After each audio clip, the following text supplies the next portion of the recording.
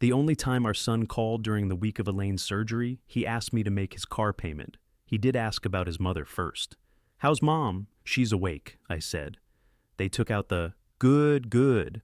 "Listen, Dad, the Lexus payment comes out tomorrow." I was standing in the hallway outside intensive care, holding a plastic cup of coffee I'd forgotten to drink. Through the narrow window in Elaine's door, I could see her trying to reach her water with one hand. The other had an IV taped to it. There were 3 tubes coming out of places I didn't want to think about. And our son was telling me that if I didn't move money into his account by midnight, the automatic payment might bounce. "I can't deal with another problem this week," Jason said. He sounded exhausted. That was the part that nearly got me. For 38 years, I'd responded to that tone as if somebody had pulled a fire alarm. I'd left dinners, canceled plans, climbed under sinks, loaned tools that never came home, and once driven 90 miles with a spare key because Jason had locked himself out of a rental cabin and refused to pay the emergency fee. This time, I looked through the glass at my wife. "Then you'd better deal with the one you chose," I said. I ended the call before I could take it back.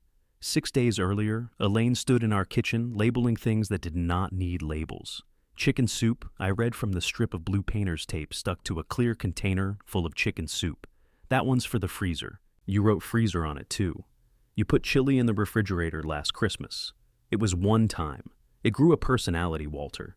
She peeled another strip of tape with her teeth and wrote broth, fridge in block letters. She was wearing my old gray sweatshirt, the one with Mercer Electric cracked across the chest, though I had sold the business and retired 3 years before. The sweatshirt hung loose on her. She had lost 12 pounds since March, most of it because eating had become a negotiation between hunger and pain. The surgeon had called her condition manageable. I had learned that doctors used manageable the way contractors used interesting. It meant there was a solution, but nobody wanted to discuss what might happen between here and there. "You're not going to come home and cook for a while," I said. "I know how food works." Elaine looked at me. "What?" "You made a sandwich with a hamburger bun last Tuesday. It was bread. It was desperation." She smiled, but the smile pinched off when she bent to open the bottom drawer. I moved toward her. She put up one hand. "I've got it. Elaine," I said, "I've got it." She straightened slowly, holding a roll of foil like a trophy. Her face had gone the color of old paper. Neither of us spoke until it passed. Then she said, "Did Jason call?" There it was, not the pain. Not the surgery scheduled for 7 the next morning. "Jason," he texted. "What did he say?" I had read the message 4 times and disliked it more on each pass. "Big client moved a meeting. He's going to try to get to the hospital before they take you back." "Try?" That's what he said. She pressed the foil box flat against the counter with both palms. "He promised." "I know. He said he'd be there at 6. "I know what he said." That came out sharper than I intended. Elaine turned her head and gave me the look she had perfected during our marriage, the one that suggested I had tracked mud across a floor she had just cleaned. "Don't get mad at me," she said. "I'm not mad at you. You use that voice when you're mad at me. I use this voice all the time. It's my voice. No, your regular voice has some oxygen in it." I took the foil from her and put it in the drawer. Then I shut the drawer harder than necessary, which was unfortunate for a man insisting he wasn't angry. Elaine moved to the kitchen table. Her pre-surgery instructions sat there beside a yellow legal pad covered with her handwriting. No food after midnight. Clear liquids until 4. Shower with the antibacterial soap. No lotion, no jewelry. Bring photo identification and insurance card. Under that, Elaine had written, "Walter Trash Tuesday." "I think I can remember the trash," I said. "You forgot it 2 weeks ago. I was replacing the toilet valve. You retired from being an electrician and became a full-time toilet excuse specialist. Very competitive field." She laughed, and the laugh became a wince. Her hand moved to her abdomen. I pulled out the chair across from her. "Sit still for 10 minutes. I am sitting." "Then you're doing great." We sat in the humming kitchen, surrounded by prepared food and little pieces of blue tape. Outside, somebody dragged a garbage bin down the sidewalk. Its plastic wheels struck every crack with a hollow clack. Our neighbor Patrice was watering a row of flowers that appeared to survive mostly out of fear of her. Elaine traced the edge of the instruction packet. "He'll come," she said. I knew she meant Jason. "Maybe. He's scared. So are we. He doesn't handle hospitals well. He sells flooring to hospitals. That is completely different. Yes, those hospitals have purchase orders. She gave me another look, but this one lacked conviction. Jason had always been uneasy around sickness. When Elaine had pneumonia 8 years earlier, he called every day but never visited. When I had a heart rhythm scare, he sent me an article about magnesium and asked if I knew where I had stored his old golf clubs. We had made these incidents funny because the alternative felt mean. "He'll come," Elaine repeated. Her phone buzzed on the table. She reached for it so quickly she knocked her pen to the floor. It was not Jason.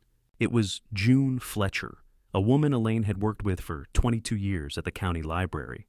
June's message was long enough that Elaine had to scroll.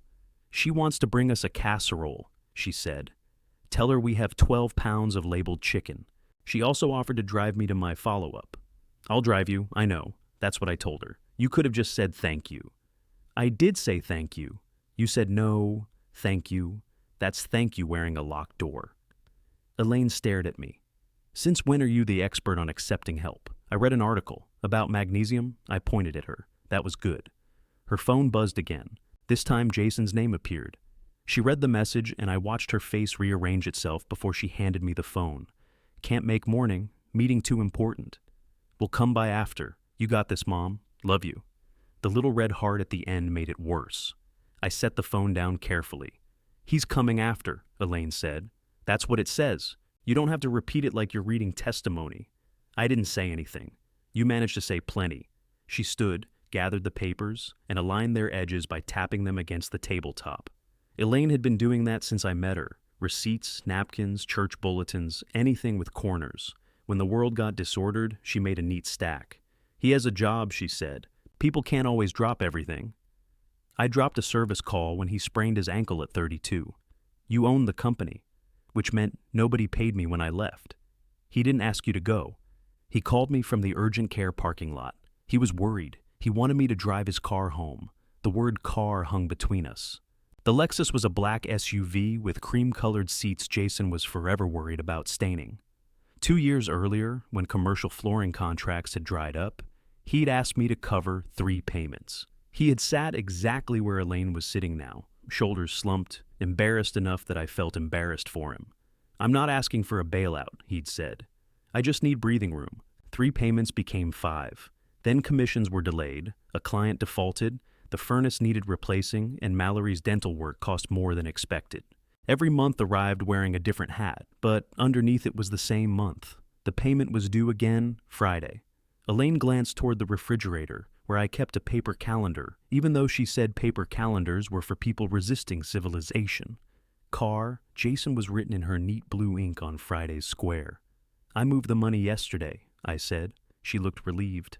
That irritated me too, though I couldn't have explained why without admitting several things about myself I wasn't ready to hear. "I'm going to shower," she said. "With the special soap? It smells like a public swimming pool. Maybe that means it's working, or it means I'll wake up tomorrow with a lifeguard." She gathered the instructions and walked out of the kitchen. At the doorway, she stopped. "Don't call him." I wasn't going to. "Walter." I said I wasn't. She continued down the hall. A moment later, the bathroom door closed. I stood alone in the kitchen and looked at the calendar. Then I took out my phone and called our son.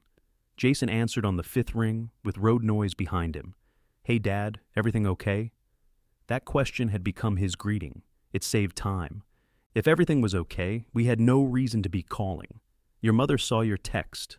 A pause. "Yeah, I feel terrible." "You could change your meeting. I can't." "It's the Whitaker account." I did not know who Whitaker was, but Jason said the name, as if I should stand. "Your mother is having surgery. I know what she's having. She wanted you there. I said I'd come after. You said you'd try." "Because I don't know how long the meeting will run." I walked to the sink. Across the street, Patrice had aimed her hose at a squirrel and was scolding it like a trespasser. "Jason? Dad, this is how I pay my bills." I looked at Friday on the calendar, apparently not all of them, but I didn't say it. This was one of my talents, withholding the sentence that might change the conversation, then resenting everybody because the conversation never changed. "Be there after," I said. "I will." "What time?" "I don't know." "Afternoon." "Give me a time." "Why are you doing this?"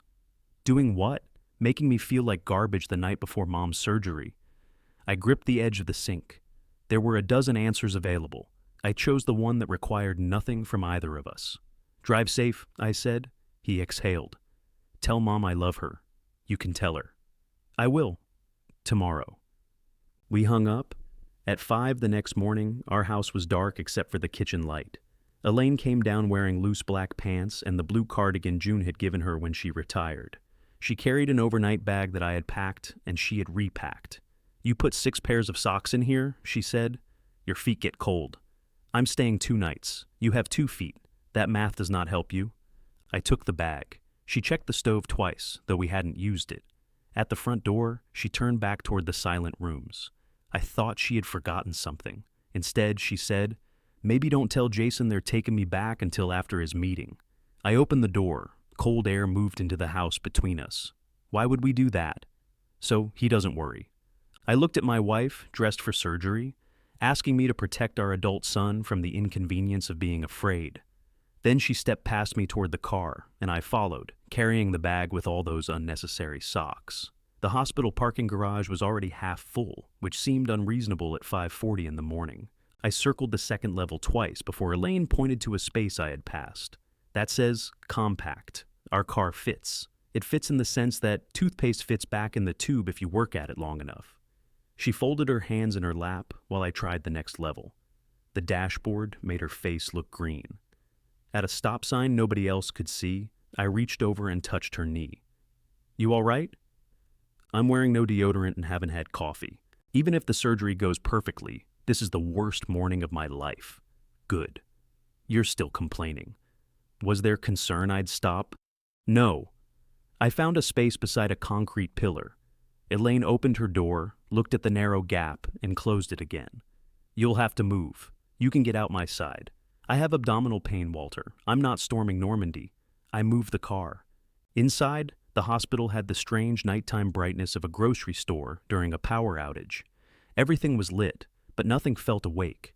A woman behind the admissions desk wore purple glasses and spoke in the low, patient voice of somebody who had learned that frightened people needed every sentence twice. Elaine handed her identification and insurance card. I took the overnight bag, then set it down when I realized I was gripping both handles hard enough to wrinkle the canvas. "Relationship to patient?" the woman asked me. "Husband?" Elaine leaned toward the desk. "He's usually more enthusiastic." The woman smiled. "How long?" 43 years, I said. 42, Elaine said. I looked at her. "We haven't had our anniversary yet." "We're in the 43rd year. That is not how anniversaries work." The woman slid a clipboard across the counter. "I'll put 42 and let the two of you work that out after recovery." We went to the surgical floor, where a nurse named Ben brought us into a curtained room and gave Elaine a gown, socks with rubber treads, and a clear plastic bag for her clothes. He was broad-shouldered, cheerful, and young enough that I distrusted his confidence until he took Elaine through her medication list, without looking once at the computer. "Any removable dental work?" he asked.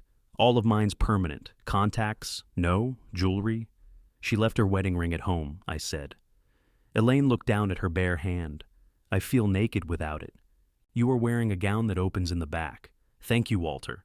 Ben drew the curtain so she could change. I stood outside holding the plastic bag while clothing came over the top, piece by piece. Cardigan, shirt, pants, bra. Ben glanced at the bra in my hand, then at me. "She enjoys making a dignified process less dignified," I said. From behind the curtain, Elaine said, "He brought 6 pairs of socks." Ben nodded gravely. "Could be a long winter." When she was settled on the bed, he wrapped a warm blanket around her shoulders and tried twice to place the IV. Elaine watched the needle go in. I watched a clock on the wall. "You can sit down," she said. "I'm fine." "You're making Ben nervous." "I'm not nervous," Ben said. "He's not nervous," I told her. "He's paid to say that." Ben taped the IV in place and moved to the computer. "Your son coming in?" The question was casual. Emergency contact information, probably. "Later," Elaine said. I checked my phone. Nothing. At 6:30, the anesthesiologist came in and explained what she would do if Elaine's blood pressure dropped, if she reacted to the medication, if she had trouble breathing. She had a quiet voice and silver hair cut close around her face. Elaine listened carefully and asked sensible questions. I heard only the phrase, "if we have difficulty controlling the bleeding." When the anesthesiologist left, Elaine watched the curtain close behind her. "She looks competent," she said. "She does." "You think everyone with short hair is competent?" "That isn't true. You hired Denise purely because of her haircut. Denise was an excellent bookkeeper. Denise sent payroll taxes to Alabama, which she corrected. We live in Ohio, she corrected it." Elaine smiled, but her eyes had started to shine. I sat down. For several minutes, we listened to carts roll past, and nurses discuss schedules beyond the curtain. Somebody in the next bay coughed. A machine beeped steadily, then stopped. "You have the blue folder?" Elaine asked. "In the bag. The insurance numbers are in the front pocket." "I know, and June's number is on the legal pad. I have June's number in my phone." "You have the right June?" "There are two. I know which June is your June, and if I'm here longer than—" "Stop." The word came out softly, but she did. I put my hand over hers, careful of the tape. "You're coming home?" I said. "You don't know that." "Yes, I do." "You're a terrible liar." "I'm not lying, I'm deciding. That isn't how surgery works. It's how I work." She looked down at our hands. "You can't bully biology. I can be very unpleasant. I've seen the evidence." The curtain opened, and the surgeon entered with a resident behind him. Dr. Shaw was smaller than he had appeared in his office, maybe because he wasn't standing beside a model of the human digestive system. He marked Elaine's abdomen with a purple pen, reviewed the procedure, and asked if we had any final questions. Elaine asked how soon she would be able to climb stairs. I asked about the bleeding. Dr. Shaw answered me without pretending it was foolish. "We're prepared for it. Her scans give us a good map, but scans don't show everything. I expect 4 hours. It may be longer." 4 hours sounded both short and impossible. At 6:58, Ben unlocked the wheels on Elaine's bed. "You can walk with us to the double doors," he told me. I carried the bag and held the rail as if I were helping steer. Elaine lay flat, chin tucked into the warm blanket. The hallway ceiling passed above her in squares of white light. At the double doors, Ben stopped. "This is where I steal her." "Bring her back," I said. "That's the plan." Elaine reached for my hand. Her fingers were cold. "Don't forget the trash Tuesday," she said. Then the medication they had given her reached whatever corner of her brain was still managing the morning, and she began to laugh. "What?" I asked. "You look terrified." "I'm not. You're holding my bra." I looked down. It was hanging out of the clear clothing bag. Ben pushed the bed through the doors while Elaine was still laughing. I stood there until her face disappeared around a corner. Then I tucked the bra into the bag and went to the waiting room. At 7:12, I sent Jason a message. They just took her back. Doctor says about 4 hours. The response came at 7:20. "Keep me posted. Going into meeting." I sat in a chair beneath a television showing a cooking program with captions. A man in a white apron was rubbing herbs under the skin of a chicken. The sight made me think of the marked lines on Elaine's abdomen, so I moved to another chair where I could see a weather map instead. Families came and went. A woman with 2 sisters occupied an entire corner, passing around a bag of muffins. An older man paced while his wife completed a crossword puzzle. Every few minutes, he asked her for an answer, and she refused to give him one. At 8, I bought coffee. At 9, the electronic board changed Elaine's number from pre-op to procedure. At 9:40, I realized I had been staring at the wrong number. At 10:15, June called. "How is she?" "Still in surgery." She told me it would take hours. That's what they said. "Have you eaten?" "I had coffee." "That's not food. It had cream." "I'm coming over. You don't need to." I didn't ask what I needed to do. "June, there's nothing happening. Then I'll come help you watch nothing happen." She arrived 25 minutes later, carrying a paper bag and wearing a red coat that made her visible from the far end of the corridor. June was 66, compact, and moved like she had somewhere better to be, even when she didn't. She set the bag on my lap. "Turkey. No mustard because Elaine says you treat mustard like a personal attack." "I like mustard." "She says you tolerate yellow mustard under limited circumstances." "That's accurate."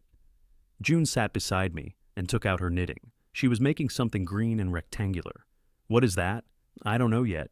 "How do you not know?" "I'll stop when I get tired and decide what it resembles." This seemed irresponsible, but I kept that to myself. At 11:20, the board still said, "Procedure." At noon, June made me eat half the sandwich. At 12:15, she called the volunteer desk. because I had checked 3 times to make sure Elaine's number had not disappeared. At 12:40, she went to get fresh coffee. While she was gone, Dr. Shah appeared at the waiting room entrance, still wearing his surgical cap. Every person in the room looked up. "Mr. Mercer?" I stood too quickly. The blood left my head, and for one ugly second I thought I might fall in front of him. "Your wife is stable," he said. Stable. Another word that carried more weight than it should. The surgery was more complicated than the imaging suggested. There was significant scar tissue, and her blood pressure dropped for a period, but we controlled the bleeding. We completed the repair. How long was her blood pressure down? Not long enough to cause us concern now. Now! Can I see her? She'll be in recovery for at least an hour. Given the blood loss and pressure changes, we're admitting her to intensive care overnight for closer monitoring. Intensive care? Out of caution. He kept talking. Numbers, transfusion, drains, what they would watch. I nodded at the right places and remembered almost none of it. June returned and stopped several feet away. She did not interrupt. She just stood there holding 2 coffees while I listened to a man explain what had happened inside my wife's body. When Dr. Shah left, June handed me a cup. What did he say? "She's stable." "Good. She's going to intensive care." All right. It means they're watching her. It means something went wrong. It means something happened and they handled it. I sat. The coffee lid clicked under my thumb. June lowered herself into the next chair.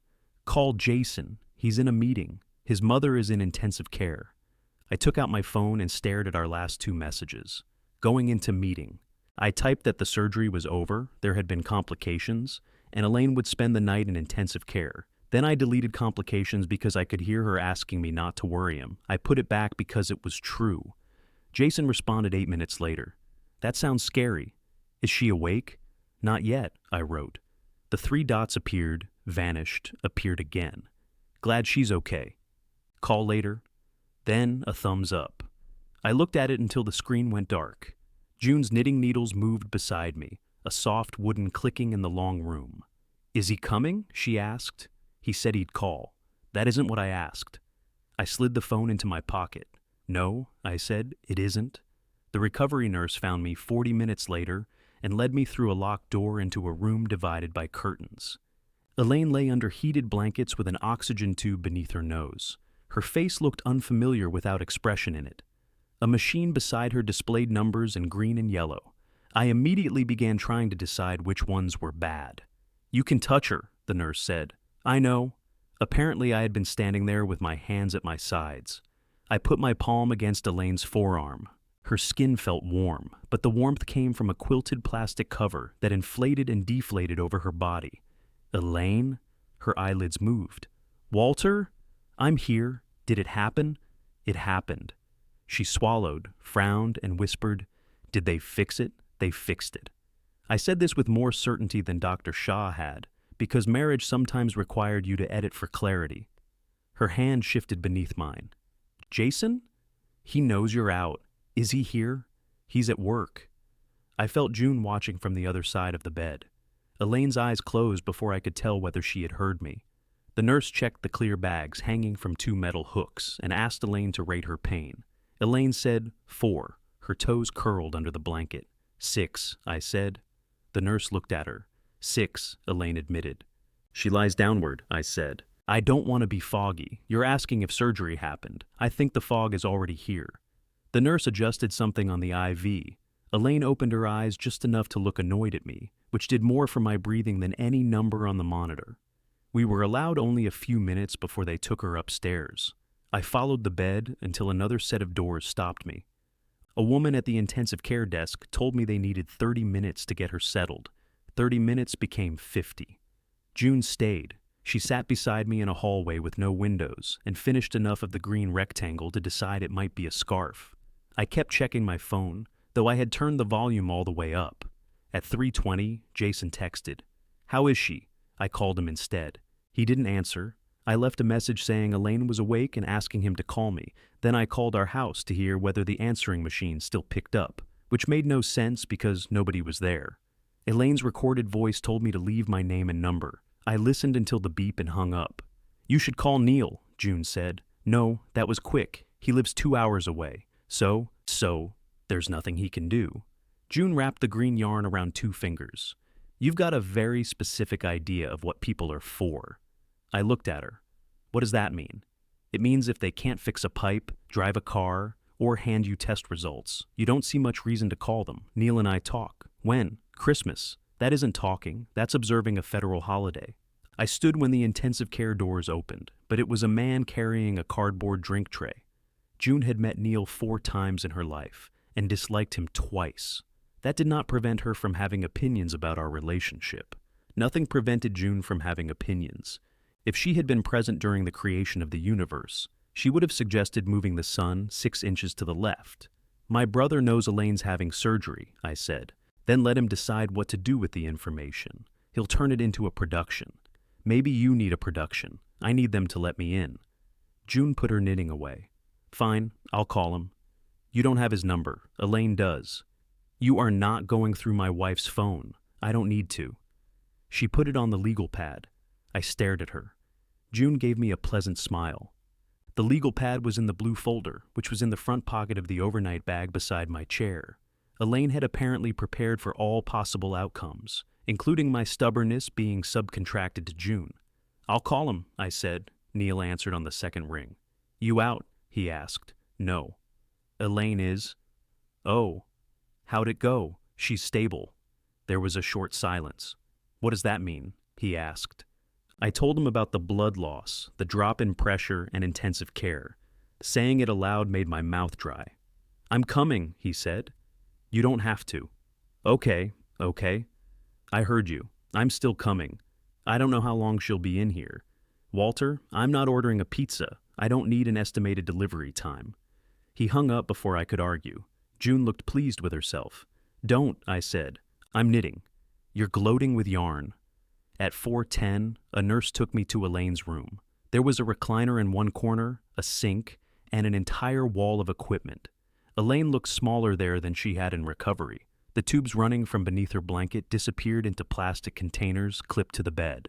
A blood pressure cuff tightened around her arm every 15 minutes. Each time it inflated, she frowned in her sleep. Her nurse, Rosa, explained the monitors and warned me not to help Elaine out of bed by myself. I understand, Rosa pointed at me. You say that now. Then, at 2 a.m, she tells you she only needs to stand for 1 second, and you decide you're both cowboys. We're not cowboys, Elaine murmured. Rosa leaned closer. You awake, Mrs. Mercer?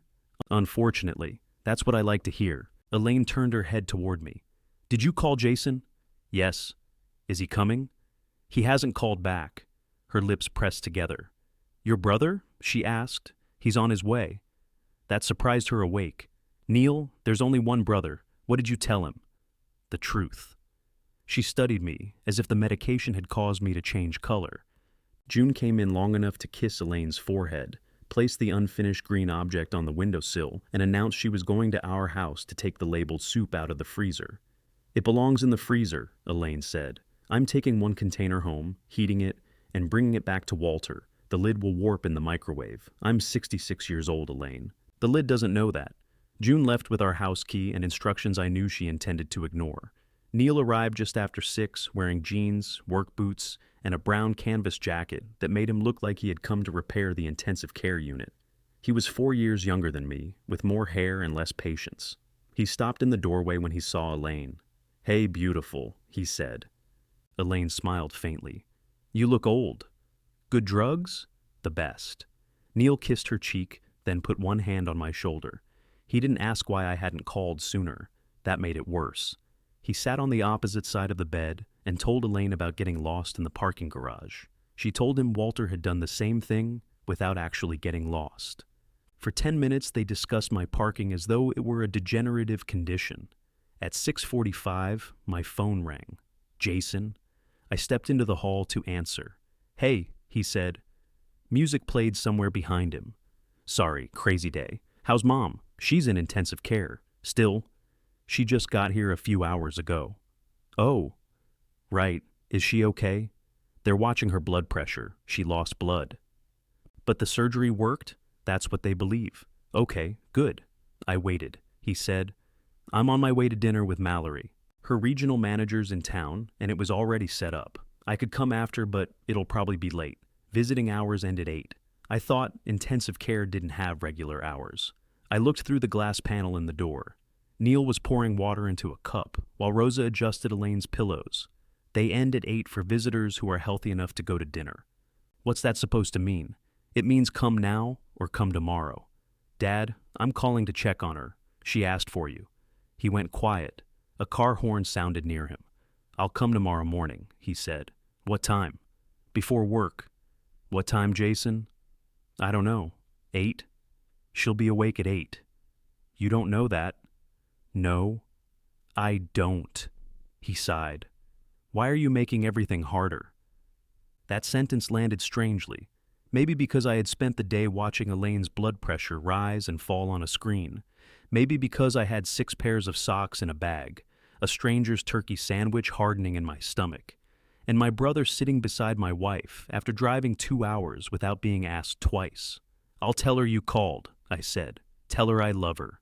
You can tell her at 8. I went back into the room. Elaine looked toward me. Her eyes were heavy, but her attention was sharp. Was that him? Yes. He's coming? Tomorrow morning. She nodded. Neil lowered his gaze to the water cup. He had always been terrible at pretending not to hear. Mallory all right? Elaine asked. She's at a work dinner. Jason hates those. I sat beside her and took her hand. For the next hour, the 3 of us talked around his absence. Neil described a man at his hardware store who returned a used toilet seat. Elaine corrected Neil's version of a vacation we had taken 20 years earlier. I laughed in places that were almost funny. At 8, Rosa told Neil he had to leave. He hugged Elaine carefully and asked me where I planned to sleep. Here. That chair doesn't lie flat. It leans. So does a fence post. I'm staying. Neil looked at me for a moment, then nodded. I got a room across the street. Call if anything changes. You don't need to stay in town. I know. After he left, Rosa dimmed the lights. The machinery painted green reflections on the floor. Elaine drifted in and out, waking whenever the cuff squeezed her arm. At 10:30, she whispered, What if he doesn't come? I thought she meant the surgeon. Who? Jason. He said 8. He said before surgery, too. I adjusted the blanket over her feet. She had not needed any of the socks. Go to sleep, I said. Don't be angry. I'm not. At him. I know. She closed her eyes. He's scared. I leaned back in the vinyl chair and listened to the machine beside her bed count what her heart was doing. So am I said. But she was already asleep. At 2 in the morning, Elaine decided she needed to stand. Rosa had warned me this would happen, which made no difference. My wife opened her eyes, looked at the tubes coming out of her body, and said, I have to get up. You have a catheter. I know what I have, then you don't have to get up. I need to know if I can. This was Elaine's relationship with nearly everything. If there was a staircase, she wanted to know whether she could climb it. If there was a jar, she loosened the lid before asking me. Once during a windstorm, she had gone onto our porch to see how windy it was. I pressed the call button. You don't need Rosa. I'm not becoming a cowboy. What? Nothing. Rosa arrived with another nurse and helped Elaine swing her legs over the side of the bed. The color drained from her face before her feet touched the floor. Take a breath, Rosa said. I'm breathing. Do it with less hostility. I liked Rosa. They stood her up for perhaps 5 seconds. Elaine trembled so hard the monitor leads shook against her gown. I hovered close enough to be useless and far enough to be in everybody's way. Then she was back in bed, panting, furious. That was good, Rosa told her. That was standing. Tonight, standing is good. After Rosa left, Elaine turned her face toward the wall. I sat beside her. You did fine. Don't. I mean it. I stood up like a folding table. You've never been athletic. She made a sound that could have been a laugh or pain. I put my hand on the blanket over her ankle and left it there until she fell asleep. Jason did not arrive at 8. At 8:15, Elaine asked whether the clock on the wall was correct. At 8:27, she told me he had probably encountered traffic. At 8:40, she said he might have meant 8:30. At 9, she stopped mentioning him. His text came at 9:12. Morning blew up. We'll try this afternoon. Tell Mom, sorry. I turned my phone face down. Neil entered carrying 2 coffees and a paper bag. He had shaved in his hotel room, but missed a strip beneath his right ear. How is she? Ornery, good sign. He set one coffee beside me and looked at the empty visitor's chair. He did not ask about Jason. Elaine woke when he opened the paper bag. Is that bacon?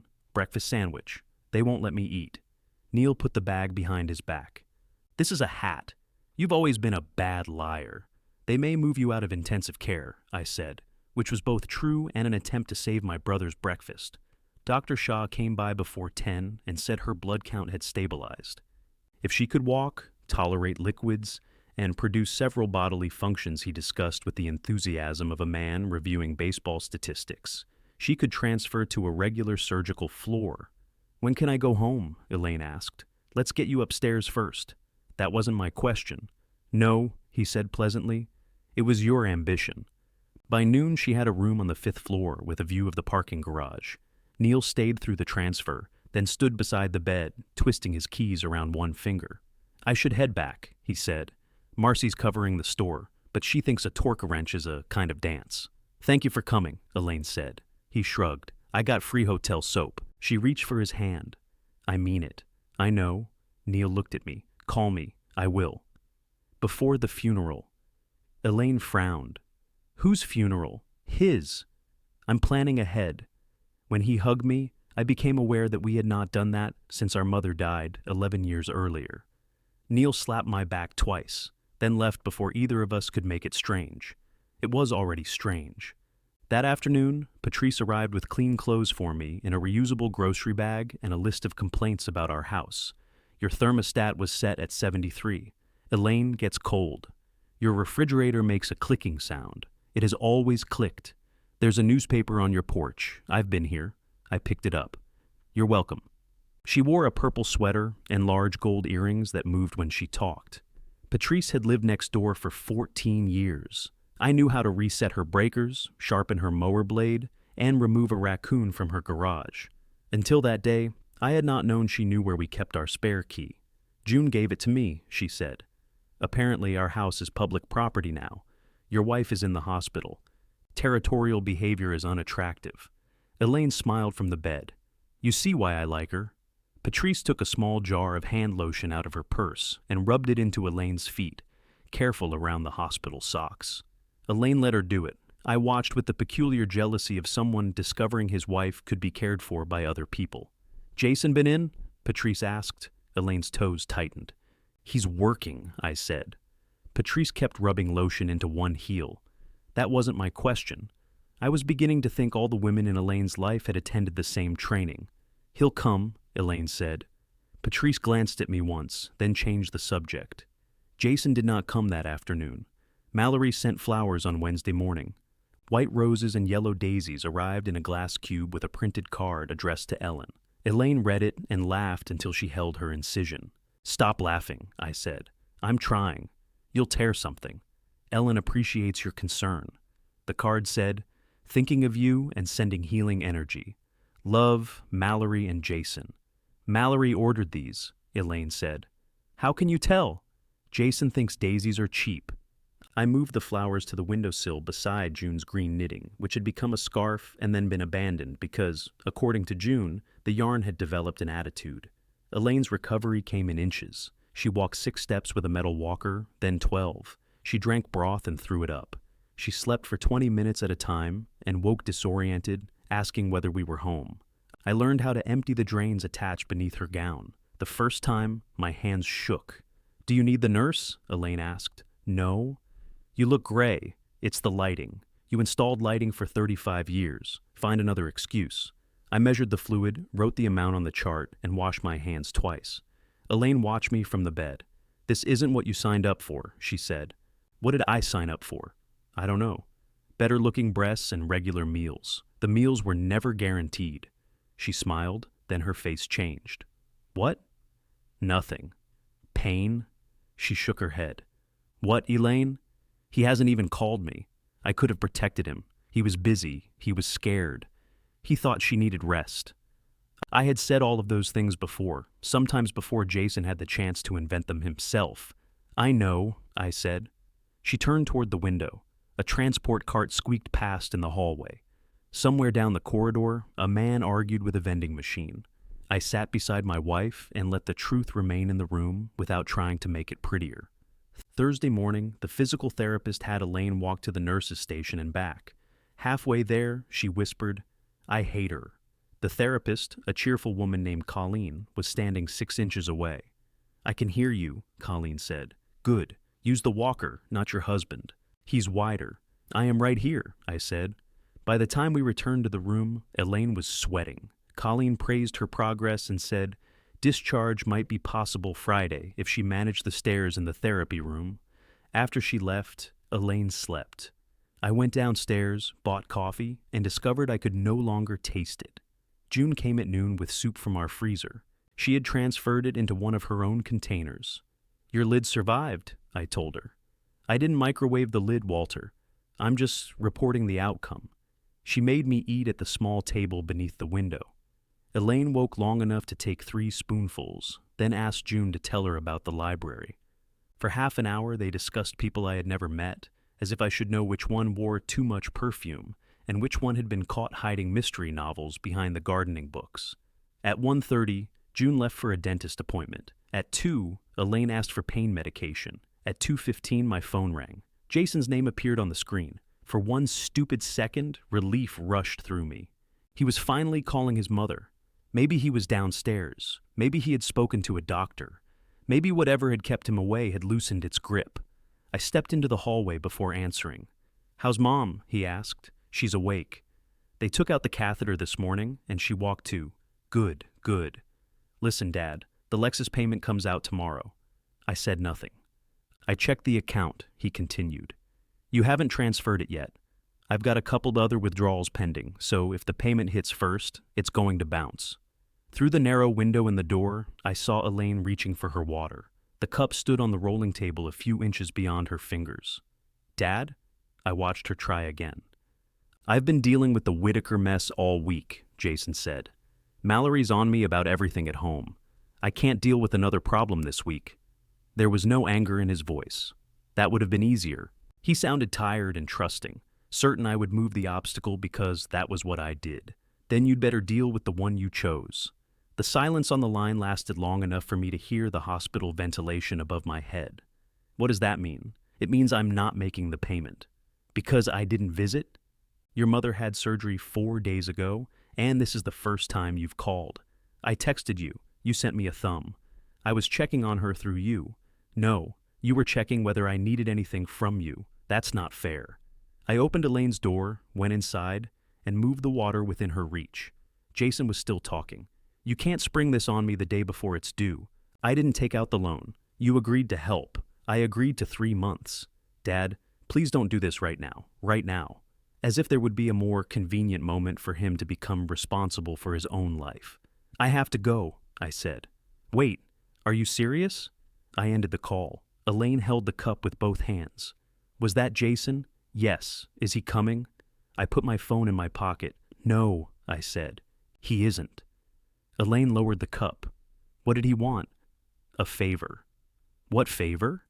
I pulled the rolling table closer and adjusted it over her bed, though it was already where she liked it. "Walter, his car payment is due." She stared at me. "He called about the car?" "Yes." "Before he called me?"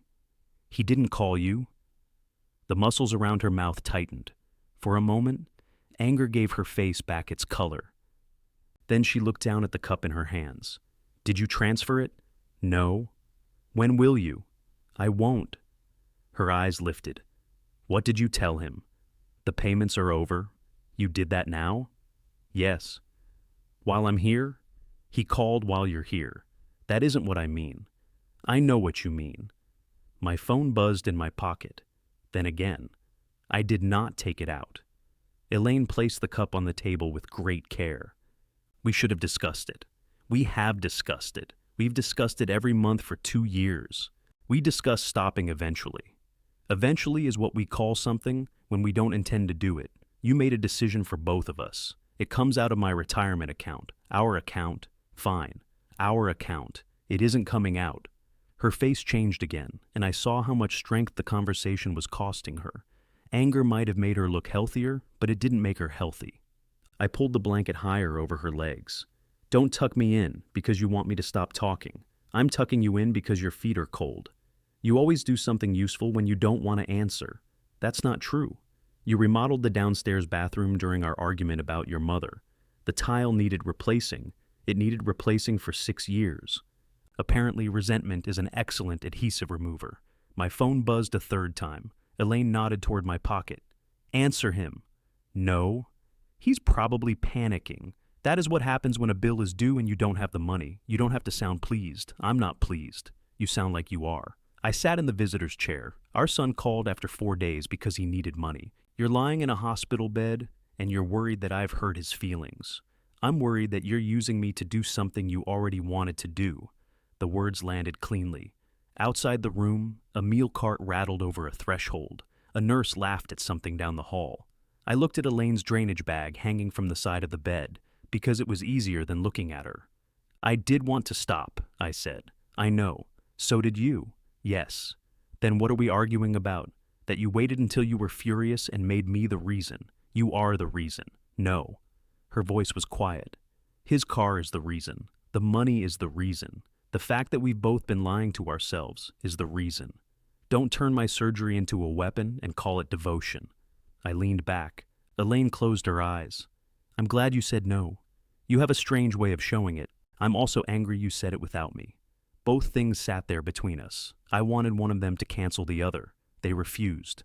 A nurse came in to check Elaine's blood pressure. Her name was Tasha, and she had a tiny silver star on one of her front teeth. She wrapped the cuff around Elaine's arm, pressed the button, and watched the numbers climb. Little high, she said. My husband is irritating. Tasha nodded. That can affect it? Is there medication? For him? If possible. Tasha recorded the reading and left with no interest in rescuing me. I finally checked my phone. Jason had sent 6 messages. What are you talking about? Call me back. You can't just stop with no warning. I told you how important this car is for work. Is Mom even okay? Dad? The 5th message made my thumb stop. I typed, she is stable. Discharge maybe tomorrow. His reply came immediately. Good. Can we please talk like adults now? I put the phone face down on the windowsill. Elaine opened one eye. What did he say? He's glad you're stable. That wasn't all. No. She waited, but I didn't read the rest. That night, she managed half a bowl of soup and walked to the bathroom with my arm around her waist. I was terrified of pulling a tube. She was terrified of falling. Neither of us said so. At the sink, she saw herself in the mirror and stopped. Her hair was flattened on one side. There was adhesive on her neck from a removed line, and the hospital gown hung from her shoulders. She touched her cheek. I look 90. You don't. I look like somebody left me in a hot car. That's closer.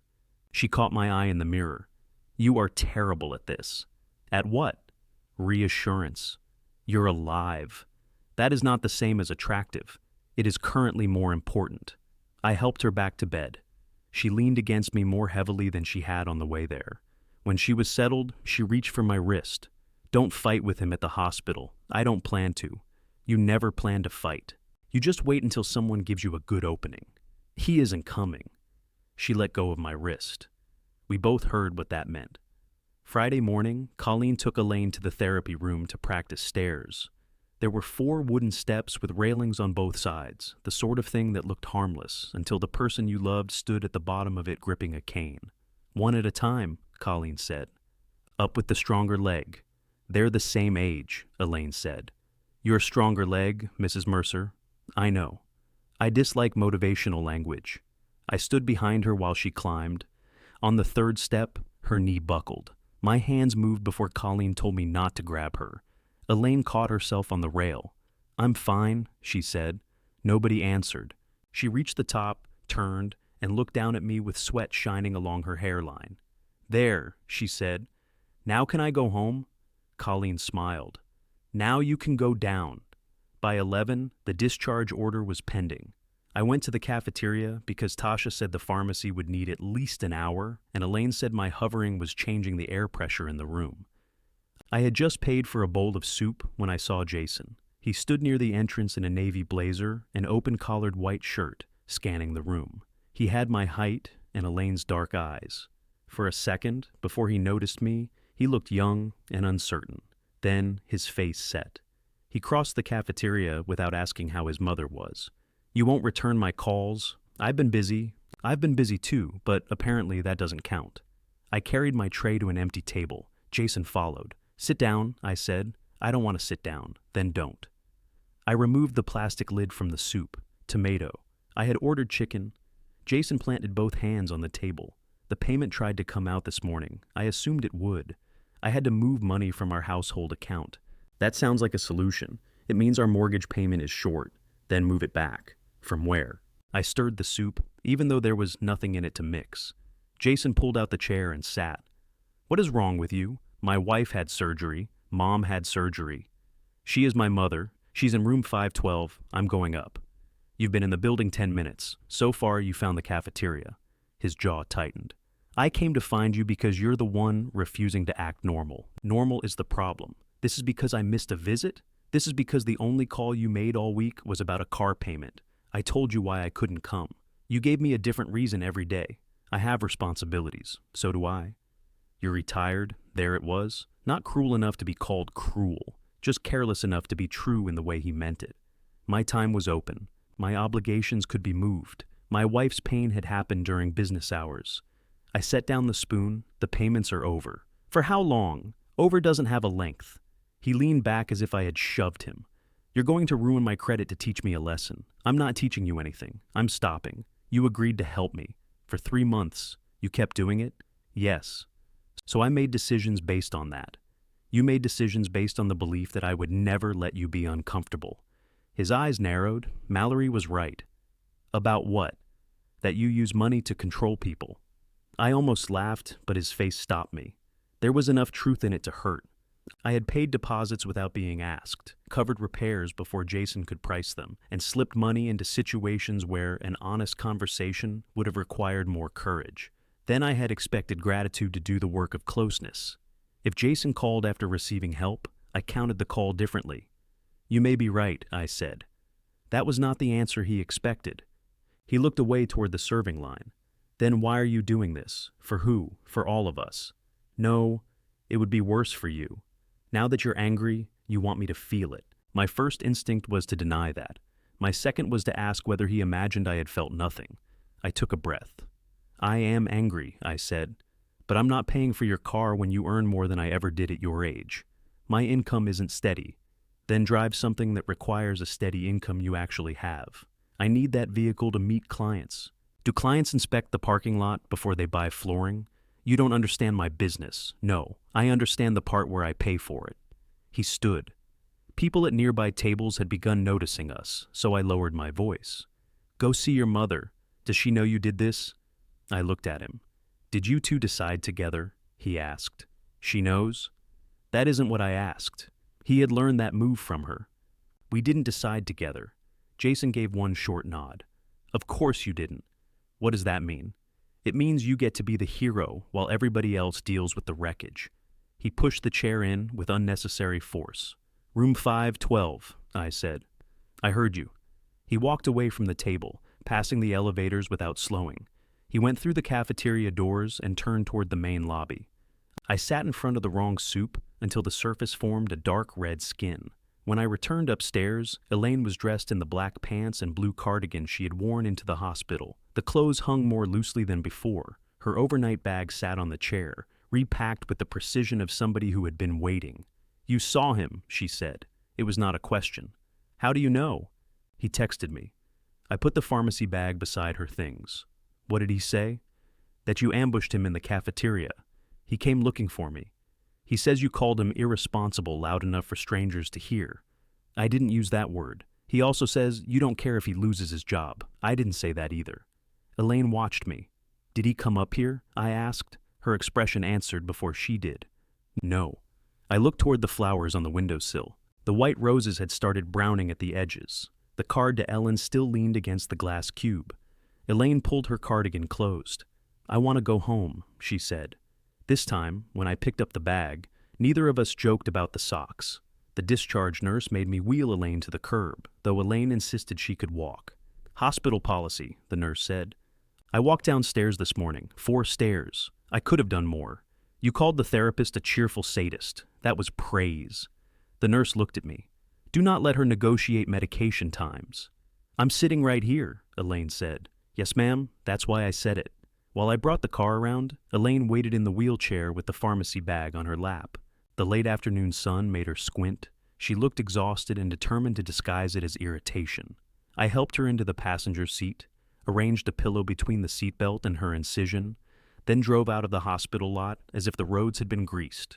You can go faster, she said. I'm driving. You're being passed by a bus. It has more wheels. Is that your understanding of speed? Every pothole made her inhale. By the time we reached our street, neither of us was joking. Patrice's purple sweater appeared on her porch before I had turned into our driveway. She crossed the lawn, carrying a pie, and reached our front steps at the same time I did. What kind? Elaine asked through the open car door. Apple. Walter doesn't like cooked fruit. I eat apple pie. You remove the apples. That is still eating pie. Patrice held it out to me. You can perform surgery on it later. She had put a folding chair beside our front steps so Elaine could rest before climbing onto the porch. I almost said we didn't need it. Then Elaine sat down without argument, and I closed my mouth. Inside, our living room no longer looked like ours. June and Patrice had moved the coffee table against the wall and brought down the narrow guest bed from upstairs. It stood where my recliner had been, covered with clean white sheets and the quilt Elaine's aunt had made us in 1987. A small table held tissues, lip balm, a water bottle, the medication chart, and a bell. I picked up the bell. What is this? Patrice took it from me and placed it back on the table. For Elaine. We have cell phones. She shouldn't need to locate a phone when she needs help. She can call my name. Your hearing is selective. My hearing is fine. Patrice looked at Elaine. Ring twice if he becomes difficult. I'll develop a code. I was still deciding how offended to be when I noticed my recliner pushed into the dining room. You move my chair. You can survive. It scratches the floor when you drag it. We lifted it. Who is we? June's friend Ron. Who's Ron? A man capable of lifting a chair without holding a committee meeting. Elaine lowered herself onto the edge of the guest bed. Her mouth tightened as the mattress shifted. I forgot about the chair. Too low? It's fine. It's too soft. Walter? We can put a board under it. I am not sleeping on lumber. You need support. I need you to stop adjusting the planet for 5 minutes. Patrice touched my arm. Kitchen. I'm not hungry. I didn't ask. She led me away while Elaine arranged her pillows. Our refrigerator was full of containers with other people's names taped to them. June, Stu, Patrice, lasagna, Ron, chili. Why is Ron feeding us? I asked. He likes to cook. I don't know Ron. Food does not require an introduction. On the counter, a notebook listed medication times, drain measurements, and phone numbers. June's handwriting filled the first page. Patrice had written beneath it, Walter, accept the help. I closed the notebook. I can take care of my wife. Patrice leaned against the sink. I know you can. Then why does my house look like an emergency shelter? Because taking care of her doesn't mean doing every task personally. I didn't ask anybody to move furniture. No. Elaine did. I looked toward the living room. Patrice lowered her voice. She called us yesterday. She could have told me. She said you'd insist on carrying the bed down yourself. I could have. That is not the same as should have. She opened the refrigerator and took out a pot. You look terrible. Thank you. You're welcome. Go sit with your wife. For the first 2 nights, home was harder than the hospital. There were no rails on the guest bed, no button to raise it, no Rosa arriving before I knew we needed her. Elaine's medication schedule divided the dark into 2-hour pieces. At 1, I emptied her drains. At 3, I helped her stand. At 5, I found her sitting on the edge of the bed, trying to put on slippers. Where are you going? Bathroom? Why didn't you wake me? You had just fallen asleep. That doesn't matter. It matters to me. I crouched to slide the slippers onto her feet. She put one hand on my shoulder. You can't keep doing everything. I'm not doing everything. You count my urine. I don't count it. I measure. That correction proves my point. When we reached the bathroom, she closed the door. You're supposed to leave it open. I have been married to you for 42 years. I still get to close the bathroom door. What if you fall? Then I'll make a loud, dignified crash. I stood outside listening to every movement. In the morning, June arrived with coffee, and found me asleep upright at the kitchen table. You snore sitting up, she said. I wasn't asleep. You said not the red wire when I came in. That could mean anything. She took over breakfast while I showered. I resented her for making eggs in my kitchen, then ate 2 plates. Jason did not call the house. He sent Elaine a message Saturday afternoon. Can we talk? Dad has completely lost it. She showed it to me without replying. That's between you and him, I said. He made it between all of us. No, I did. You certainly helped. I waited for her to defend me. She didn't. Later, while I changed the dressing near her incision, her phone buzzed again on the bedside table. Neither of us reached for it. The skin around the staples was angry and bruised. I concentrated on placing the clean gauze. You're pulling the tape, she said. Sorry. You don't have to grip me like I'm going to escape. I'm trying not to hurt you. You are hurting me. My hands stopped. She meant the tape. Probably. I loosened it and tried again. That afternoon, Mallory called. Elaine answered from the guest bed while I stood at the stove heating Patrice's lasagna. Hi, sweetheart, she said. A pause. Yes, I'm home. Another pause. No, recovery will be a while. Mallory's voice was loud enough that I could hear its rhythm, but not the words. Fast, apologetic, then fast again. Elaine looked toward me. I turned back to the stove. No, he didn't tell me before he did it, she said. The burner was too high. Sauce snapped against my hand. I understand, Elaine continued. But your mortgage is not due today. I lowered the heat. No, I'm not saying it isn't important. I'm saying I just got home from the hospital. Her voice had changed, not angry. Flat. Mallory talked for nearly a minute without stopping. Elaine closed her eyes. I'm going to rest now. She ended the call while Mallory was still speaking. I carried a plate into the living room and set it on the tray. What did she want? You heard. I heard your side. She wanted me to convince you to cover the car payment so they could put their household money back. Did she ask how you were? At the beginning. That seems popular. Elaine looked at the lasagna. I'm not hungry. You need to eat with the pain medication. I'll have it later. You said that at lunch. I feel sick. Because you took the pill without food. Because I had major surgery. I picked up the fork and held it out. She stared at me. Do not feed me. I wasn't going to feed you. You're holding the fork like I'm a difficult horse. I put it down. What do you want me to do? I want everyone to stop wanting something from me for an hour. I took the plate back to the kitchen. An hour later, I found it empty beside the bed. On Sunday, Neil called. I took the phone onto the back porch so Elaine could sleep. How's the patient? He asked. Stubborn. So, improved. She walked to the kitchen this morning. That's good. Then she nearly passed out. That's less good.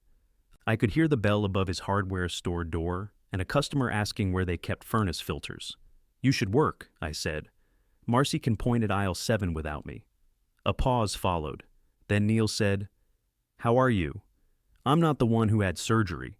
That wasn't my question. I looked through the screen door. Elaine lay on the guest bed with her face turned toward the back cushions of the couch. I'm tired. Yeah. Jason hasn't been here, I figured. Did he call you? No. The speed of his answer made me suspicious. What did he say? Neil sighed. He called yesterday. About the car? He wanted to know if I thought you were serious. What did you tell him? That you've been serious since Nixon, but people keep mistaking it for indigestion. Neil, I told him to talk to you. He knows how. He also asked if I could lend him the payment. My grip tightened on the phone. You didn't. Of course not. What did you say? I said no. Just no? I may have added that my truck is 12 years old and still capable of transporting my delicate reputation. I laughed despite myself. Neil became quiet. He sounded scared, Walt. Good. You don't mean that. No, I do. You want him uncomfortable. That's different. He should be uncomfortable. Probably. But decide what you're trying to do before discomfort starts feeling like success. I did not answer. Look, he said, I'm on your side. I didn't ask you to take a side. That's your favorite kind of help. The kind nobody admits is help. After we hung up, I remained on the porch. The yard needed mowing. A gutter above the garage sagged at one end. There were at least 5 useful things I could have done. Instead, I sat. When I returned inside, Elaine was awake with her phone in her hand. I called Jason, she said. I waited. I told him I wasn't going to ask you to make the payment. Something in my chest loosened, then she added, and I told him you had no right to decide for both of us. It tightened again. What did he say? That he knew I'd understand. Of course he did. He didn't mean the part you think. He always means the part that works. Elaine pushed herself higher against the pillows. You think he learned that by himself? I didn't teach him to ignore his mother in intensive care. No. You taught him that if he waited long enough, you'd solve the practical problem and never mention the personal one. And what did you teach him? That if he sounded hurt, I'd translate his behavior until nobody could blame him. The room went still. She looked toward the window where the late light showed every speck of dust on the glass. I told him he hurt me, she said. I had imagined that sentence coming with force. It came barely above a whisper. What did he say? At first, he explained, I sat on the edge of the couch, and then I told him to stop. She pressed her lips together. He said he didn't know what I wanted him to say. What did you tell him? That was the problem. I reached for her hand. She let me hold it for a moment, then pulled away to adjust the blanket. He sounded like he was crying, she said. There was the open door. I could tell her Jason cried whenever the usual route failed. I could remind her he had made no attempt to drive 20 minutes across town. I could close the opening before she stepped through it. Instead, I said, I'm sorry. So am I. For what? I don't know yet. Her answer frightened me more than if she had said my name. On Monday morning, I found Elaine's bell in the kitchen trash. It lay beneath a coffee filter and 2 eggshells, its brass handle sticking up like evidence. I carried it into the living room. Did you throw this away? No. It jumped off the table. I placed it somewhere I would never use it. You rang it last night. That was an accident. You rang it 3 times. I was trying to move it. You needed water. I was already awake. That doesn't mean I was. She looked over the top of her reading glasses. You are proving my point. What point? That bell has made you insane. I set it back on the table. The bell stays until you can get up alone. I can get up alone. You nearly passed out yesterday. Then I'll pass out independently. Before I could answer, someone knocked at the front door. Mallory stood on the porch holding a bakery box. She was 36, tall and careful in a way that made every outfit look more expensive than it probably was. That morning, she wore dark jeans, a camel-colored coat, and no makeup. I had never seen her without eyeliner. The absence made her look tired rather than younger. Is this a bad time? She asked. Yes. From the living room, Elaine called. Come in. Mallory looked at me. You heard her? I heard both of you. That's marriage. She stepped inside and held out the bakery box. Banana bread. Did you make it? No. I didn't want to begin the visit with a lie. I took the box. Elaine tried to sit higher when Mallory entered the room. Mallory hurried to the bed, then stopped as if she wasn't sure whether they were people who hugged. They had always hugged before. Hospital gowns, missed visits, and one car payment had apparently changed the rules. Elaine solved it by opening one arm. Mallory bent carefully and held her. You look good, Mallory said. I look like a folded napkin. You look better than I expected. That's more believable. Mallory sat in the recliner Patrice had pushed against the far wall. I remained standing with the banana bread. You can put that in the kitchen, Elaine told me. I know where food goes. You're holding it like a package you suspect. I took it into the kitchen but stayed close enough to hear. Mallory asked about the incision, medication, and follow-up. Her questions were specific. Elaine answered without mentioning Jason. For several minutes, they managed an almost normal conversation. Then Mallory said, I'm sorry about the phone call. Which one? Elaine asked. The one I made? The flowers were lovely. They got your name wrong. I've been Ellen all weekend. Walter finds her easier to care for. I entered with plates, 3 slices of banana bread, and forks. I never said that. Ellen doesn't criticize his tape technique. Mallory smiled, but it vanished quickly. I shouldn't have called about the payment, she said. That was awful timing.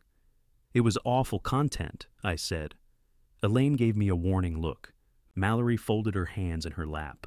You're right. That took some of the pleasure out of my anger. She looked at Elaine. I was panicking. I thought if I explained the mortgage, you could get him to change his mind. You tried to make me the hallway between 2 locked doors. I know. No, I don't think you did. But I think you do now. Mallory nodded. I put a slice of bread on a plate and handed it to her. Where's Jason? At work. Of course. He doesn't know I'm here. That surprised both of us. Elaine lifted her plate but did not eat. Why not? Because he thinks you've chosen Dad's side. There aren't sides. He sees sides. That doesn't answer the question. Mallory stared at the bread. He keeps waiting for you to call and tell him everything is okay. Everything isn't okay. I told him that. I sat on the couch. Mallory took a breath. He's been telling me for 2 years that you wanted to make the car payments. I almost spoke. She raised one hand. I know how that sounds. Every time I told him we needed to sell it, he said the two of you had insisted he keep it because it made him look successful. He said you believed in his career. I said it might help with clients, I admitted. Once, Elaine said. When he bought it. Mallory nodded. That became a permanent endorsement. Did you believe him? I asked. For a while. And after that? After that, believing him was more convenient than admitting our budget was built around his father paying for his car. There was no self-pity in her voice. I liked her better without it and felt guilty for the thought. What happens now? Elaine asked. We cut things. Like what? Restaurants, the gym, a few subscriptions. We'll move money back before the mortgage comes out. So you weren't going to lose the house, I said. Mallory looked at me. No. I said we were short. I didn't say we'd lose it. You let Elaine think I was scared and trying to get what I wanted. I'm not proud of it. The directness stopped me again. The car has to go, she said. Jason thinks he can pick up enough extra commissions to keep it, but he can't. Not without your payment. Is he selling it? He's avoiding the conversation. I looked toward Elaine. He's scared. She did not appreciate the imitation. Mallory set her untouched plate on the table. I didn't come to ask for money. What did you come for? I asked. To see Elaine. I waited for the rest. There wasn't any. Elaine reached for Mallory's hand. Thank you. Mallory's face tightened. I should have come to the hospital. Yes, Elaine said. No softening, no excuse. Mallory nodded once. I should have. When she left, she hugged Elaine again. At the door, she turned to me. He's not as uncaring as he looks. That's a difficult defense. I'm not defending him. She buttoned her coat. I'm telling you he's ashamed. He has a strange way of showing it. You all do. She walked across the lawn to her car before I could decide which of us she meant. Back inside, Elaine was eating the banana bread. You told her there weren't sides, I said. There shouldn't be. That isn't the same thing. She came here. Because Jason doesn't know. Maybe she needed to do one thing without managing his reaction. I took her empty plate. You like her now? Elaine asked. I've always liked Mallory. You once called her a decorative weather vane. That was about the hat she wore to Neil's wedding. You said it in the car afterward. She couldn't hear me. Your affection has demanding rules.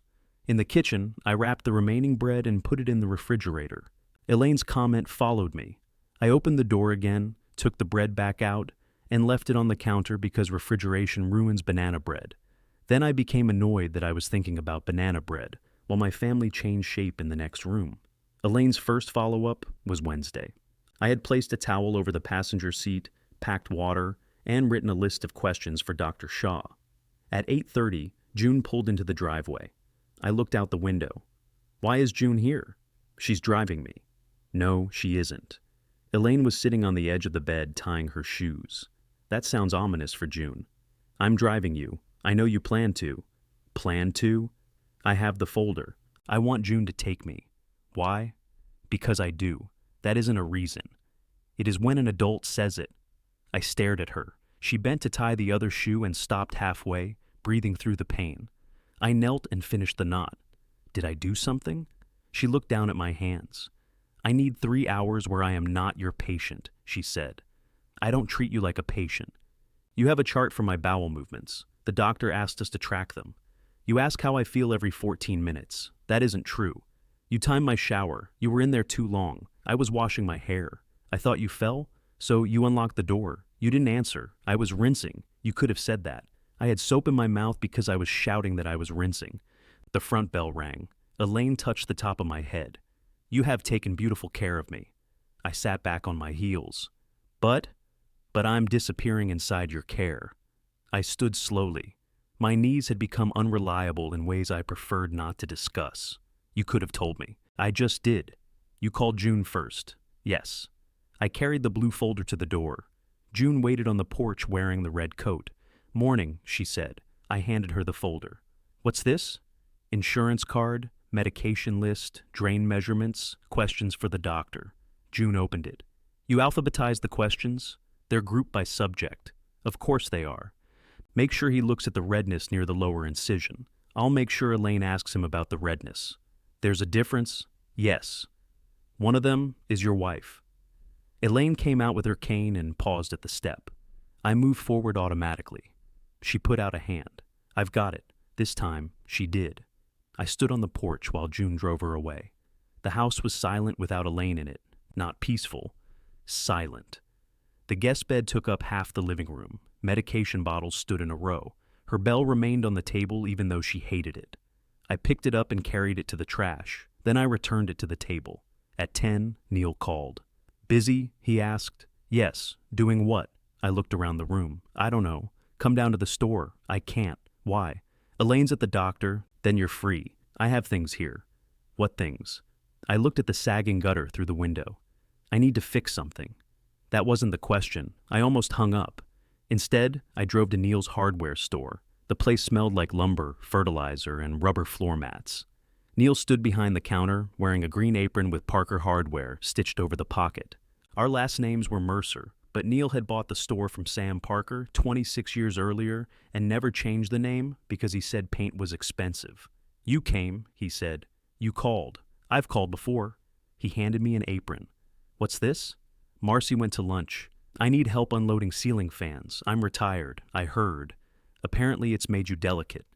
For the next hour, we carried boxes from the stockroom and argued about where they belonged. It was the first ordinary thing I had done since the surgery. Nobody needed saving. No machine beeped. No one asked me to measure anything. When we finished, Neil sat on the loading dock and opened 2 bottles of soda. You remember Mom's last Thanksgiving? He asked. I did. You left before dinner, he said.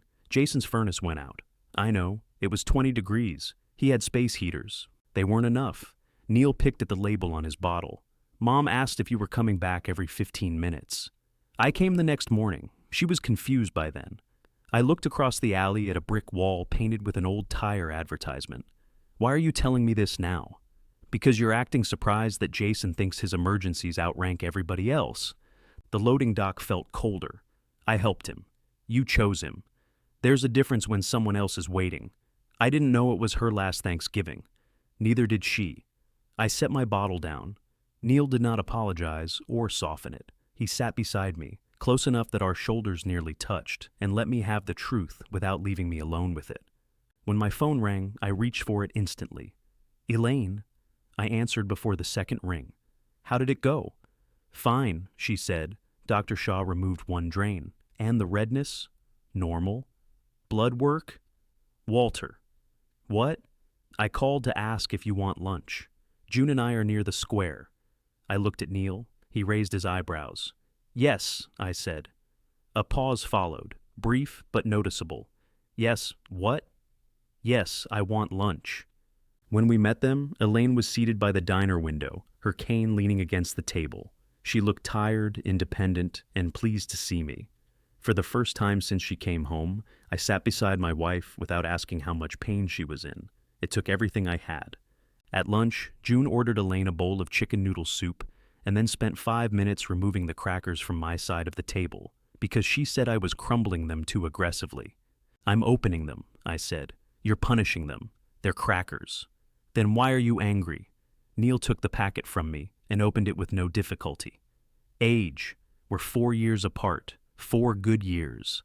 Elaine watched the 3 of us with an expression I had not seen since before the surgery. She was amused, not politely entertained, not trying to reassure anyone. Amused. I put a cracker in my mouth and decided not to defend myself. June noticed.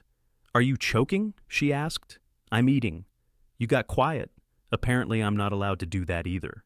Elaine reached beneath the table and rested her hand on my knee. She left it there while June explained why hospital gift shops should not sell candy called brittle.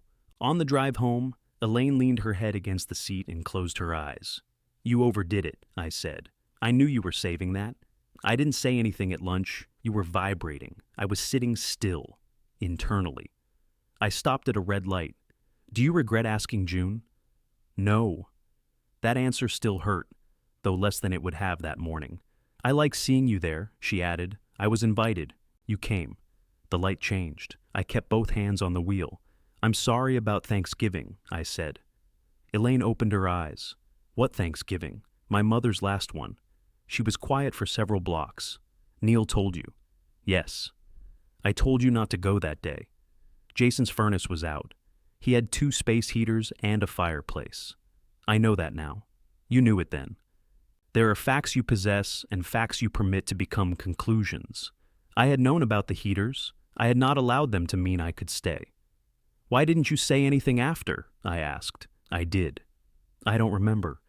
You came home exhausted and said your mother would understand. I remembered that sentence. I remembered Elaine standing at our bedroom dresser taking out her earrings, her back to me. I thought you agreed. I was tired of making the same argument. A car behind us honked. The light had turned green. At home, I helped her inside but did not ask whether she needed to lie down. She told me herself. That became our arrangement. I stopped trying to anticipate every breath. Elaine stopped pretending she did not need any help. Neither of us was good at it. When she wanted pain medication, she asked. When I wanted her to eat, I made food and put it nearby without standing over her. Once she left half a bowl of oatmeal untouched, and I managed not to mention it for 11 full minutes. Are you timing yourself? She asked. No. You keep looking at the clock. I like clocks. Say it. You should eat. She took one bite. There. Personal growth for everyone. A week later, Dr. Shaw removed the second drain. 2 days after that, Elaine climbed our stairs and slept in our bedroom for the first time since coming home. I lay awake beside her, listening. If you ask whether I'm all right, she said into the darkness, I'm moving back downstairs. I didn't say anything. You inhaled with concern. I was breathing. Do it with less hostility. Rosa had permanently damaged our household vocabulary. The next morning, Ron arrived to help move the guest bed upstairs. He was a retired mail carrier with 4 arms the size of fence posts and a hearing aid that whistled whenever he turned his head. You must be Ron, I said. You must be territorial. Patrice told you. June. Together we carried the frame upstairs. Halfway up, Ron stopped and adjusted his grip. You always breathe this loud? He asked. I'm carrying the heavy end. They're identical. When we finished, I offered to pay him. He looked offended. For what? Your time. Patrice gave me pie. So did she. Then we're both ahead. He refused money, coffee, and my offer to sharpen his mower blade. He did accept 2 of my spare bungee cords, but only after I made it clear one hook was bent. Accepting help was apparently less a lesson than a daily allergy treatment. Jason remained silent. Mallory texted Elaine once to ask how she was walking. She also said they had listed the Lexus for sale. Elaine told me over dinner. What did Jason say about that? She didn't say. He won't get what he owes. She knows. He should have sold it a year ago. She knows that too. I cut my chicken. Elaine watched me. You could call him. He has my number. You miss him. I miss who? That's not an answer. It was the only one I had. Jason had not always called because something was broken. There had been a period after college when he phoned from his car just to talk. He told me about clients, traffic, a sandwich place near his office. I often kept working while he talked, the phone pinched between my shoulder and ear. If he became personal, I offered a solution. If there was no solution, I changed the subject. Then he learned to call with solvable things. He can call me, I said. Elaine did not push. He came the following Sunday. I saw the Lexus pull into the driveway while I was trimming the hedge. The passenger side had been washed, but bird droppings remained on the roof. Jason had never been good with ladders or perspective. He got out wearing khakis and a blue quarter-zip sweater. For a moment, we stood on opposite sides of the hedge. Mom home? He asked. No, she's tap dancing at the VFW. His face tightened. Can I see her? I set down the trimmers and went inside without answering. He followed. Elaine was at the dining room table sorting mail. She had regained some color, though she still tired quickly and used one hand against the chair when she stood. Jason stopped in the doorway. Hi, Mom. Hello? He glanced at me. You look better. So does Ellen. What? The flower card. Oh. He put his hands into his pockets. Mallory ordered those. I know. He stepped forward, hesitated, then hugged her. Elaine held him with both arms. His eyes closed over her shoulder. I looked away. When they separated, Jason sat across from her. I remained by the kitchen door. "How are you feeling?" he asked. "Better." "Good." Another silence. "I'm glad," he said. "Are you?" His forehead creased. "Of course." I wasn't sure. "Mom, you didn't call me. I checked with Dad. You asked him about the car. That wasn't all I asked. It was the reason you called." Jason looked at me. "Did you tell her everything I said?" "She was there for some of it." "I wasn't talking to you," Elaine said. He turned back. "You promised to come before surgery," she continued. "Then after surgery. Then the next morning. I had work. You had dinner. That was for Mallory's job. I was in intensive care. You were stable." The word entered the room and stood there. Jason rubbed both hands over his face. "Dad told me you were okay. I told you she was in intensive care," I said. Elaine pointed at me without looking away from Jason. "Let him talk." I closed my mouth. Jason leaned back in the chair. "What do you want me to say?" The truth would be a start. "The truth is hospitals mess me up." "Why?" "I don't know. You sell to them. That's different." I nearly spoke again. Elaine's finger lifted slightly. Jason looked toward the window. "I kept thinking I'd come when you were in a regular room. Then Dad got angry, and everything became about the payment." "No," Elaine said. "Your father became angry after 4 days. You had 4 days before the payment. He was already mad at me. So, it felt like anything I did would be wrong. You could have been wrong in my room." He stared down at his hands. Elaine's voice softened, which somehow made the next sentence harsher. "I was scared, Jason." He looked up. "I thought about dying before they took me back. I didn't tell your father because he was terrified enough. I didn't tell you because I was protecting you from worrying during a meeting. Mom, and then I woke up, and every time the door opened, I thought it might be you." His eyes filled. He blinked hard and looked at me, angry that I could see. "I'm sorry," he said. "It came too quickly." Elaine heard that too. "For what?" she asked. He stood. "Why do I have to perform this correctly?" "You don't. You keep asking questions like, there's one answer that passes. I'm asking whether you understand what happened. I understand that I disappointed you. I understand Dad cut me off because I'm a selfish piece of garbage. I never called you that," I said. "You didn't have to." Elaine pushed her chair back. "Sit down. I shouldn't have come. You haven't come yet." He stared at her. "You walked into the house," she said. "That's not the same thing." His mouth trembled. He looked furious about it. "The car is for sale," he told me. I said nothing. "I'm probably going to lose money. I may have to get something used. That sounds sensible. See?" He laughed once without humor. "You get what you wanted." "This is not about the car," Elaine said. "It's all about the car. That's the only reason anyone is saying any of this now." She shook her head. "The car is just where your father finally stopped." Jason picked up his keys from the table. "Mallory said I should come alone. She thought it would help." "Did it?" I asked. "No." He moved toward the front door. Elaine did not ask him to stay. I knew how much that cost her. At the doorway, Jason turned. "I am sorry you were scared," he said to her. "I didn't know. You didn't ask." He nodded as if she had confirmed something he already believed about himself. Then he left. The Lexus started in our driveway and reversed into the street. Its black paint flashed between the trees as Jason drove away. Elaine sank into her chair. I stood behind her, wanting to put my hands on her shoulders. I did not know whether that would be comfort or another way of directing her. "He came," she said, "for 28 minutes. She looked at the clock on the wall. "You timed him?" "I like clocks." A laugh escaped her, then became a sob. I sat in the chair Jason had left and waited until she reached across the table for my hand. We sat that way until the light outside changed and the dining room windows became mirrors. Elaine wiped her face with the heel of her hand. "I wanted him to stay," she said. "I know.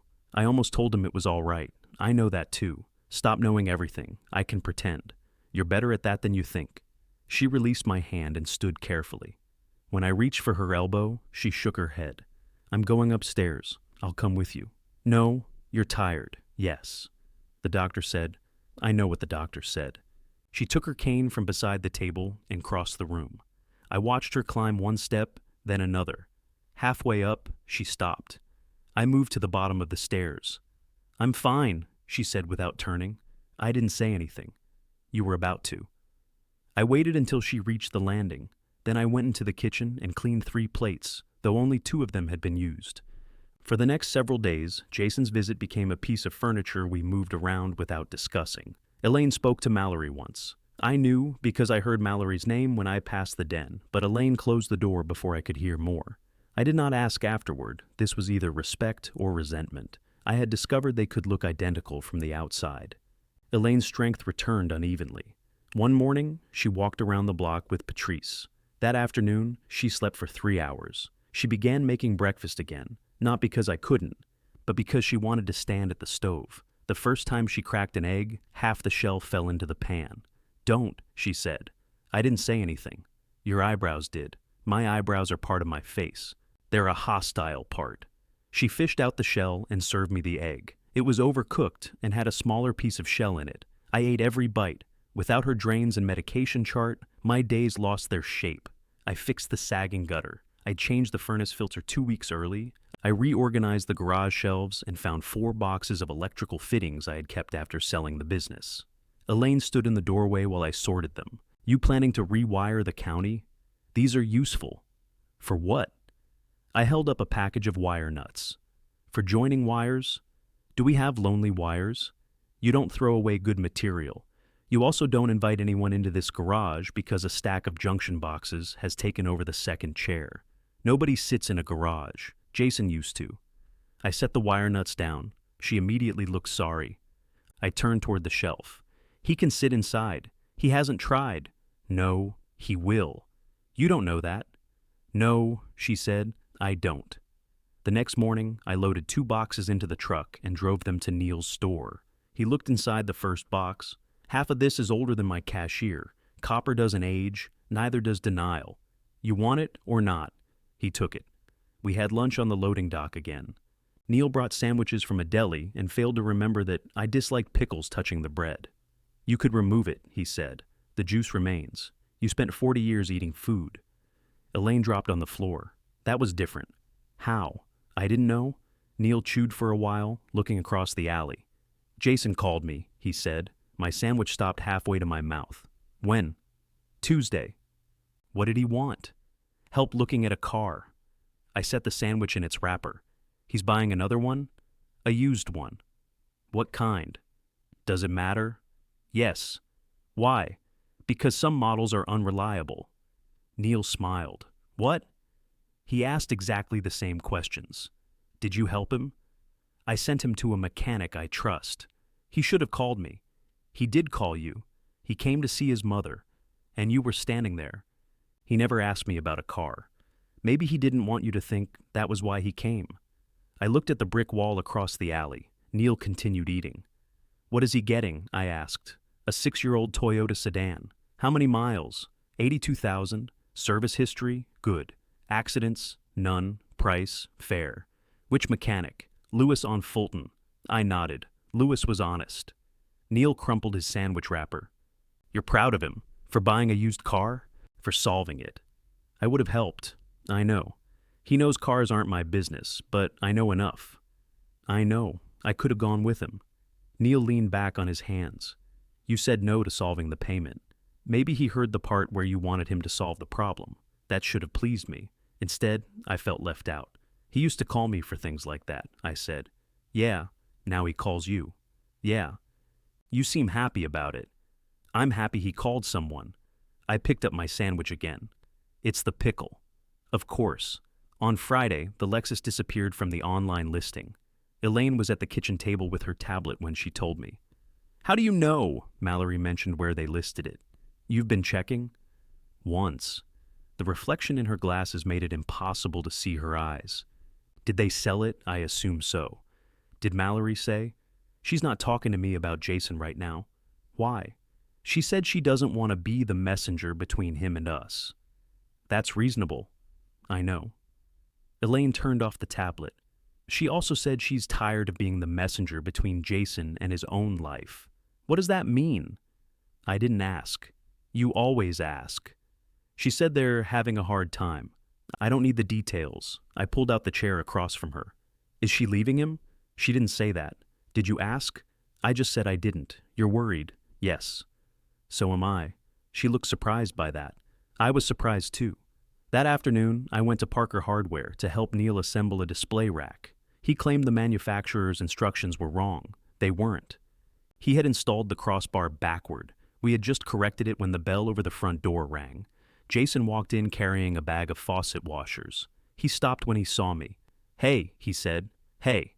Neil took the bag. "Wrong size? The small ones leak. Because your valve seat is probably damaged. You said washers." I said start with washers. Neil was lying. I could tell because he studied the bag as if faucet washers had recently become interesting. I wiped my hands on a rag. Kitchen faucet? Upstairs bathroom? What kind? 2-handle Delta. The seat's brass. You need a seat wrench. I have one. Mine? Jason looked at me. Maybe. It has red tape around the handle. Then yes. I've been looking for that. You haven't needed it in 10 years. That isn't the point. Neil set the washers down. "I'm going to check inventory." "You don't check inventory," I said. "I'm starting." He disappeared into the stockroom. Jason put both hands in his pockets.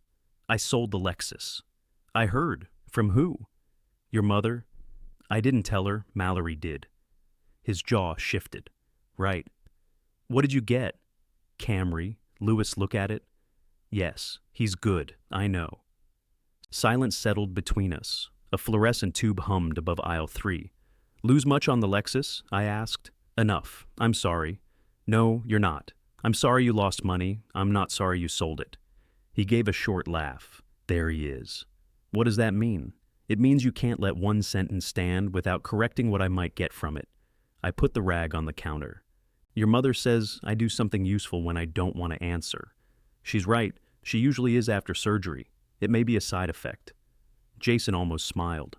He caught himself. "How is she?" he asked. "Better. Still tires easily. She won't answer when I call." "You called?" "Twice." "When?" "Yesterday and Wednesday." She didn't tell me.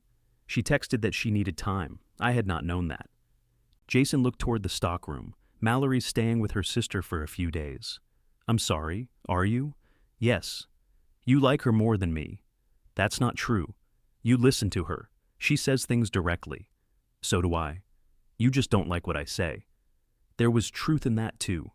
He picked up the washers, then set them back down. "I lost Whitaker," he said. "The account?" "Yeah."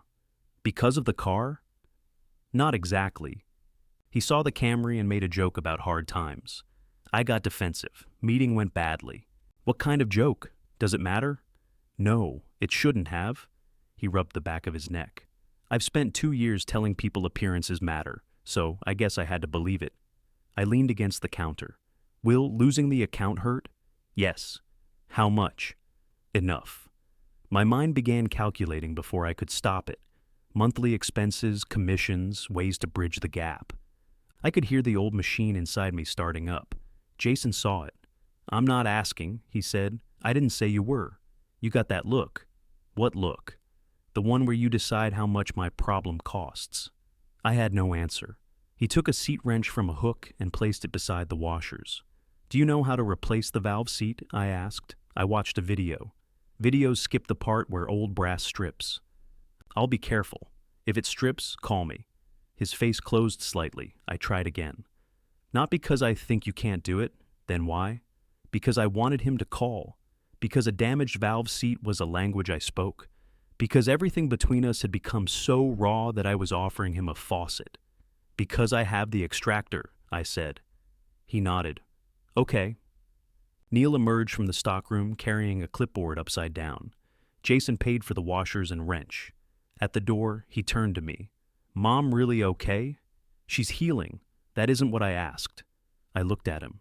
"No," I said. "She isn't okay." He took that in without defending himself. Neither of us knew what came after, so he left. The bell above the door gave one cheerful ring. Neil placed the clipboard on the counter. "How's inventory?" I asked. "Devastating." I waited for him to say something about Jason. He did not. That evening, Elaine sat on the back porch wrapped in a blanket. I brought her tea and sat beside her. "I saw him," I said. "I know." Neil called. "Everyone speaks to everyone except the people they should." She held the mug between her palms. How did he look? Tired? Did he ask about me? Yes. She watched the steam rise from her tea. He called twice, she said. He told me. I couldn't answer. You don't have to. I know. We listened to a lawnmower several houses away. After a while, Elaine rested her head on my shoulder. What if we changed him too late? She asked. I looked out at the yard, at the gutter I had repaired, and the empty driveway beyond it. We weren't trying to change him, I said. Yes, we were. The honesty of it left nowhere comfortable to sit. Elaine lifted her head. That sounded wise, she said. It was an accident. I thought so. She pulled the blanket tighter around her shoulders. Do you think he'll forgive us? For what? For making it easy. I considered saying we had done our best. Parents said that when they wanted effort to erase outcome, we had loved him. We had also trained him to experience consequence as rejection. I don't know, I said. The next morning, Jason texted me a photograph of a corroded brass valve seat sitting on a paper towel. Got it out. I enlarged the image. The threads looked clean. I wrote, good. Then I added, put plumber's grease on the new one. 3 dots appeared. I know. A moment later, another message came. Thanks. It was not a conversation, but it was the first thing between us that did not leave smoke. Elaine began answering his calls the following week. The first lasted 4 minutes. The second lasted 9. She took both in the den with the door shut.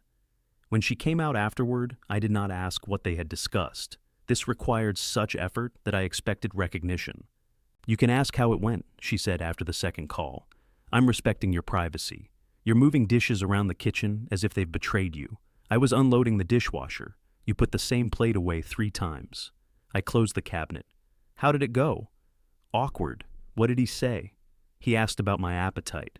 Then he told me the Camry gets good gas mileage. That engine will last forever if he changes the oil. Elaine waited. What? That's exactly what I said. We looked at each other and began laughing. It felt good until we understood why it was funny. Mallory returned home after 6 days at her sister's. I knew because Jason told Elaine, and Elaine told me while making coffee. None of us called Mallory to ask for a report. That was harder than it sounds. I saw Jason twice at Neil's store. The first time, he nodded from aisle 4 while I helped a man choose an extension cord. The second, he asked whether I had a 1/2-inch socket he could borrow. Yes, I said. Can I pick it up sometime? Yes. We both waited. When? He asked. Whenever you need it. I need it. Saturday. Then Saturday. He came at 9:15, although he had said 9. I chose not to mention it. He took the socket and left after 6 minutes. I chose not to time him out loud. Elaine's final scheduled follow-up arrived 7 weeks after the surgery. The night before, she placed the blue folder on the kitchen table. It was thinner now. No drain charts, no pain schedule, only her insurance card, recent blood work, and the list of questions she had written herself. Do you want June to drive? I asked. No. Are you sure? I want you. I picked up the folder before she could see how much that mattered. The hospital parking garage had not improved during our absence. I passed the compact space without comment and found a wider one on the 3rd level. You're learning, Elaine said. I learned the first time. You argued with a concrete sign. It was an opinion. We entered through the outpatient lobby instead of the surgical entrance. Still, the smell of disinfectant tightened something beneath my ribs. Elaine slowed beside me. You all right? I asked. Yes. She took my hand. We rode the elevator to the medical offices. At the reception desk, a woman with bright orange fingernails asked Elaine to confirm her address and date of birth. I sat in the waiting room beneath a television showing a home renovation program with the sound off. Elaine joined me and opened a magazine. Those people removed a load-bearing wall, I said. You can't hear them. I can see it. You haven't been an electrician for 3 years and have never been a carpenter. I have eyes. Read something. The chair across from us moved. Jason sat down. He wore a gray shirt, dark pants, and no jacket. His face looked pale. Elaine lowered the magazine. What are you doing here? I asked Mallory when your appointment was. How did she know? You told her before she stopped being the messenger. That feels like a technical violation. I know. He looked at me. Hi. Hi. The waiting room contained 6 other people, all pretending not to listen. Jason rubbed his palms against his thighs. Can we go somewhere? They may call me, Elaine said. We can stay here? He glanced at the reception desk, the television, and the hallway door marked clinical area. Every few seconds, his eyes returned to the door. You look sick, Elaine said. I'm fine. That phrase is hereditary, I said. Jason nodded toward the empty row of chairs near the window. We moved there, though it placed us only 15 feet from where we had started. He sat on the edge of the chair. I don't have flowers, he said. I'm glad, Elaine replied. Ellen has allergies. He smiled weakly. Then nobody helped him. He looked at the floor. I wanted to come to the hospital. Elaine waited. I drove here the morning after surgery. I turned toward him. What?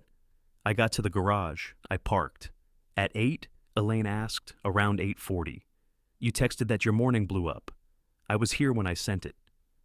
The knowledge moved through me like cold water. You sat in the garage? I asked, for almost an hour. And left? Yes. Why? He stared at the scuffed toe of his shoe. I couldn't get out of the car. I started to speak. Elaine touched my arm. Jason continued. I kept picturing Mom with tubes. I thought if I went upstairs and saw her, then everything I'd been telling myself would stop working. What were you telling yourself? Elaine asked. That it was routine, that you were fine, that Dad had it handled. I didn't have it handled, I said. I know. You would have known sooner if you had answered your phone. I know that too. The agreement left me with nowhere to place my anger. Elaine folded her hands around the blue folder. Why didn't you tell us you came? Because sitting in a parking garage doesn't count. No, she said. It doesn't. Jason nodded. An older man near the television turned up the volume. Someone began explaining kitchen islands.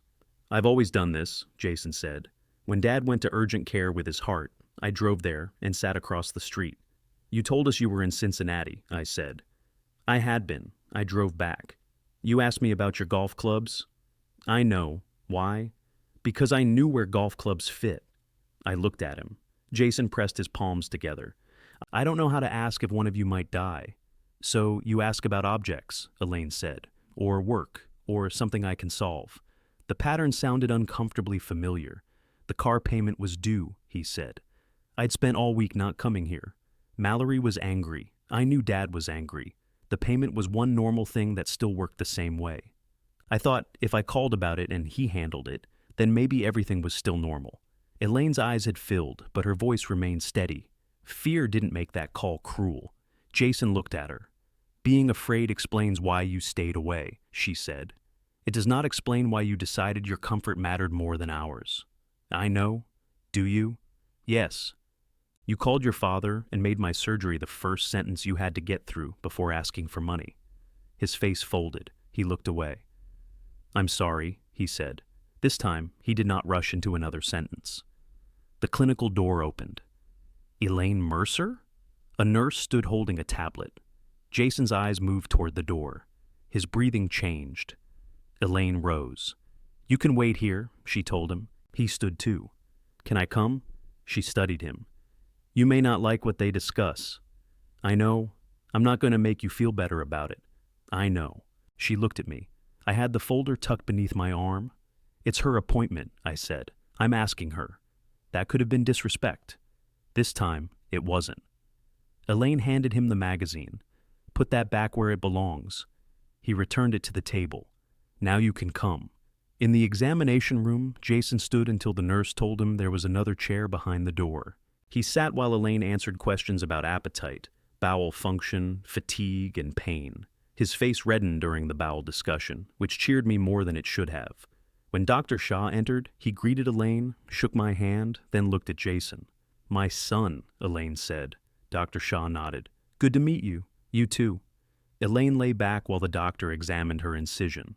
Jason focused on a poster of the digestive system, but did not leave. When Dr. Shaw said the pathology was benign and her blood work looked normal, Jason released a breath so forcefully that everyone heard. Dr. Shaw looked at him. Were you holding that since the waiting room? About 7 weeks. That can make you lightheaded.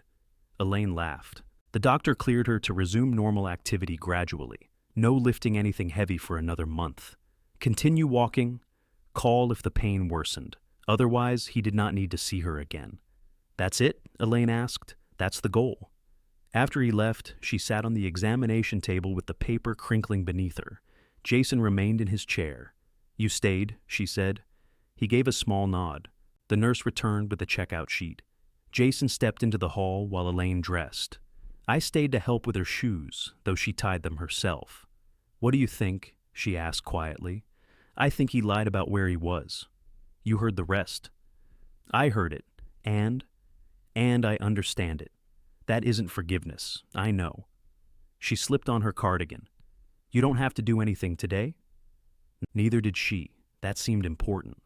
At the checkout desk, Jason stood several feet from the elevator doors. A sheen of sweat covered his forehead. "You need to sit down," I said. "I'm okay. You're white. I'm always white. Whiter." He sat. Elaine lowered herself beside him. She did not take his hand or tell him he had done well. She just sat. I went to the vending machine and bought 3 bottles of water. The machine kept my change, which gave me something harmless to be angry about. When I returned, Jason had his elbows on his knees. "Mallory and I are trying to work things out," he said. Elaine opened her water. "Good." She said, "I apologize like I'm presenting evidence." "That sounds accurate," I said. She says you do too. "That sounds less accurate." Elaine twisted the bottle cap between her fingers. "Your father apologizes by repairing something in your house. I replaced your disposal after the birthday argument," I said. "You see?" Jason looked at me. "I thought that meant you weren't mad anymore. It meant the disposal was broken." All 3 of us laughed, not because it was particularly funny, but because there was relief in recognizing the same ridiculous language. In the garage, we stopped beside the Camry. It was silver, clean, and entirely ordinary. "Looks good," I said. "Lewis said the rear brakes will need work soon. I have the tools." Jason glanced at me. "I'm not offering to pay for them." "I know. When you're ready." He nodded. "Okay." Elaine got into our car. I closed her door and turned back to Jason.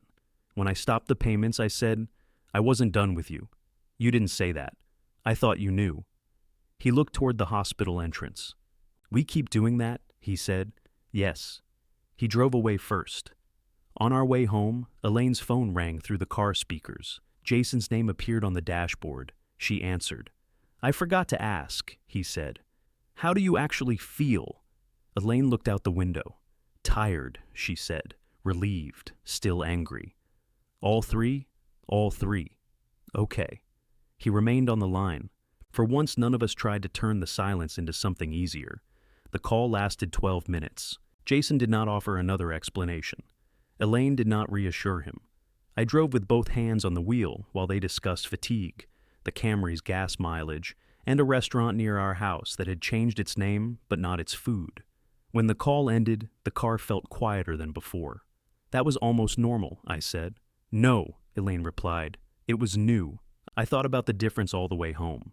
Jason began calling on Sundays. Not every Sunday, and never at the same time.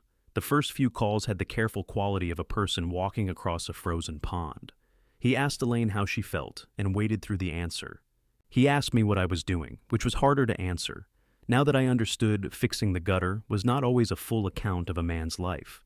Once he called, while Mallory was out, and told us he had burned rice. "You need 2 parts water to 1 part rice," I said. "I did that." "Did you cover it?" "Yes." "Did you lower the heat?" Silence. Elaine took the phone. "Your father once set a dish towel on fire boiling eggs. That was a defective burner. It was a gas stove. The flame pattern was uneven." Jason laughed. 2 weeks later, he called on a Thursday. "The brake light came on," he said. "Dashboard warning or actual brake light?" "Dashboard." "Red or yellow?" "Red." "Does the pedal feel soft?" "No." "Any grinding?" "A little." "That isn't a little problem." "I know." I took it to Lewis. I waited. "He says rear pads and rotors," Jason continued. "He quoted me labor, but I thought maybe I could do it. You can, with help." "Whose?" The pause was short. "Yours." My first instinct was to say I'd handle it. The sentence formed completely before I stopped it. "Buy the parts," I said. "Come Saturday morning. What brand? I'll text you 2 choices. You decide. Does it matter? One lasts longer. One costs less. Which would you get? What can you afford?" Another pause. "The better one." "Then get those."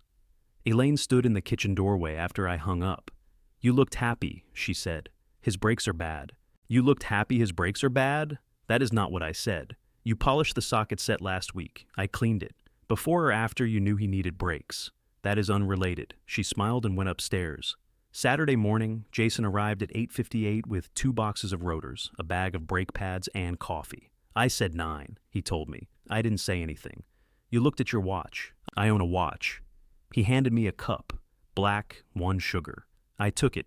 Thank you. The Camry was not a car anyone would notice. The silver paint had a long scratch near the rear door. One wheel cover was newer than the others. Inside, it smelled faintly of the vanilla air freshener Mallory hated. I drove it into the garage and set the parking brake. First thing, I asked, loosen the lug nuts before lifting. Good. Jason broke the nuts loose, positioned the floor jack, and checked the lifting point twice. I stood beside him with my coffee. You can tell me if I'm doing it wrong. I will. You usually tell me before, trying something new. The wheel stuck to the hub after he removed the nuts. He pulled once, then looked at me. Kick the tire at 3 and 9. With what? Your foot, Jason. I know what kick means. He kicked too gently. It's a wheel, not a sleeping cat. The second kick freed it. We worked for nearly 3 hours. He did most of it. I showed him how to hang the caliper so the brake hose did not carry the weight. When one rotor refused to come loose, he reached for the largest hammer. Not that one. You said hit it. I said persuade it. With what? The dead blow. Those words mean nothing together. I handed him the orange mallet. At one point, he installed an inner pad backward. I waited until he noticed. It took him 7 minutes. You saw it, he said. Yes. You let me keep going. You weren't going to drive it that way. How do you know? Because we would inspect everything before putting the wheel on. He removed the pad. You could have just told me. You could have looked. He stared at me. I prepared for an argument. Instead, he laughed. This must be killing you. It's difficult. You used to take the wrench out of my hand. You used to hold it wrong. I was 29. You can be 29 and hold a wrench wrong. He reinstalled the pad. When both sides were finished, I made him pump the brake pedal before backing out. Then we drove around the block. The Camry stopped straight and quiet. At the end of our street, Jason tested the brakes harder than necessary. My seatbelt locked. They work, I said. I wanted to be sure. My sternum is sure.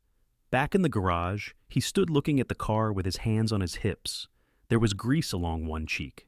I did that, he said. We did. I did most of it. You did. He smiled, and for a moment I saw the boy who had once built a crooked birdhouse in my shop and refused to let me straighten the roof. He had been 11 then, but the memory stayed where it belonged. It did not make the adult standing beside me innocent. Elaine came into the garage carrying 3 glasses of iced tea. Are the brakes safe? She asked. Yes, Jason and I said together. She handed him a glass. Mallory coming? She had errands. How are things? Better some days. And other days? He drank the tea. She says she doesn't trust me when I say something is handled. Elaine leaned against the workbench. Is it usually handled? Eventually? That wasn't her question, I said. He looked at me. No. It usually means I don't want to talk about it. I took the empty parts boxes and flattened them. Whitaker hired someone else, Jason said. I'm sorry, Elaine replied. He told people I was having money problems. That's unprofessional, I said. It's also true. Being unable to afford a luxury car isn't the same as having money problems. Tell my industry. What are you going to do? Jason rubbed the grease from his cheek and made it worse. Work smaller accounts. Build back. I wanted to tell him which expenses to cut and how long rebuilding should take. Instead, I folded the cardboard. Elaine watched me not speak. How does that feel? She asked him. Embarrassing. Anything else? Scary. She nodded. Jason looked at me. You never seemed scared about money. I was. When? Most of 1984, parts of 91, all of 2008. You never said anything. You were living in another state in 2008. You called every week. I asked about your job. Then you told me business was fine. I didn't want you to worry. He set down his glass. That's what I said about the hospital. It isn't the same. No? I opened my mouth, then closed it. No, I said. But it came from the same place. What place? Thinking silence is protection. Jason sat on the workbench stool. I took a rag and wiped brake dust from my hands. When I was scared, I said, I got calm. Your mother used to think it meant I wasn't feeling anything. Maybe you did too. You always knew what to do. No, I knew what to do next. That's different. He turned the iced tea glass between his palms. I thought if you were calm, nothing hurt you, he said. Calm is how I keep pain from deciding what I do next. He looked toward the open garage door, where sunlight cut a bright rectangle across the floor. That sounds exhausting, he said. It is. What happens when you stop? I reorganize electrical fittings. He smiled. Elaine came closer and placed her hand between my shoulder blades. Or, he admits he's tired. I've done that once. We're hoping for continued improvement. Jason stayed for lunch. He did not ask what we were serving before agreeing. This was worth noticing, though I kept it to myself. We ate turkey sandwiches at the kitchen table. Halfway through, Elaine mentioned our anniversary. 43? Jason asked. Now it is, I said. She pointed at me. On the day, not before. Are you doing anything? He asked. We thought we might have a few people over, Elaine said. June, Patrice, Neil, and Marcy. Maybe Ron. That's more than a few. Your father has accidentally acquired friends. They're mostly your friends. They know your name. Some of them know where we keep the spare key. Jason looked between us. Do you want us to come? Elaine did not rush to answer. Yes, she said, if you want to be there. What does that mean? It means I don't want you coming because you think attendance earns something. His face tightened, but he stayed in the chair. I want to come, then come. What should we bring? Nothing, I said. Elaine looked at me. What? You answer that automatically. Guests don't have to bring food. They can. Not on our anniversary. Why? Because we're hosting. Jason watched us. This feels familiar, Elaine smiled. Bring something for appetizers. What? Choose. I disliked the uncertainty on principle. After Jason left, I found the old anniversary photograph album in the hall closet. Elaine and I sat on the couch turning pages. There were pictures from dinners, weekend trips, bad cakes, and one year when I had given her a weed trimmer because she said she wanted one. You wrapped it beautifully, she said. You used it. That is not the point. It had adjustable speed. She rested her head against me. What do you want this year? I asked. A dinner I don't have to cook. Done. And no speeches. Also done. And I want you to invite Neil yourself. He already knows. I want you to call him. I did. Neil answered by saying, What broke? Nothing. Who died? Nobody. Then why are you calling?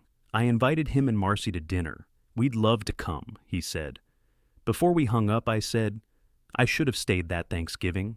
Neil went quiet. I know, he said. I'm sorry. I know that too. He did not tell me it was all right. I was grateful. The week of the anniversary, our dining table disappeared beneath lists. Elaine planned a menu, June crossed out half of it, Patrice added 2 desserts, and Ron volunteered folding chairs. I was assigned the main dish because Elaine said I hovered less when given meat. Jason called Wednesday evening. What kind of appetizers? He asked. Your mother said, choose. I'm asking you. I'm not interfering. You sound proud. I'm growing. Slowly. We discussed olives for an unreasonable amount of time. Then Jason asked how Elaine's day had been. After I answered, he told me he had called her already. He had called just to call. On Friday, Mallory sent Elaine a message saying they would both be there. Saturday evening, I set the dining room table for 8, counted, and realized there would be 9 of us. You forgot a place, Elaine said. I know. Whose? I looked around the table.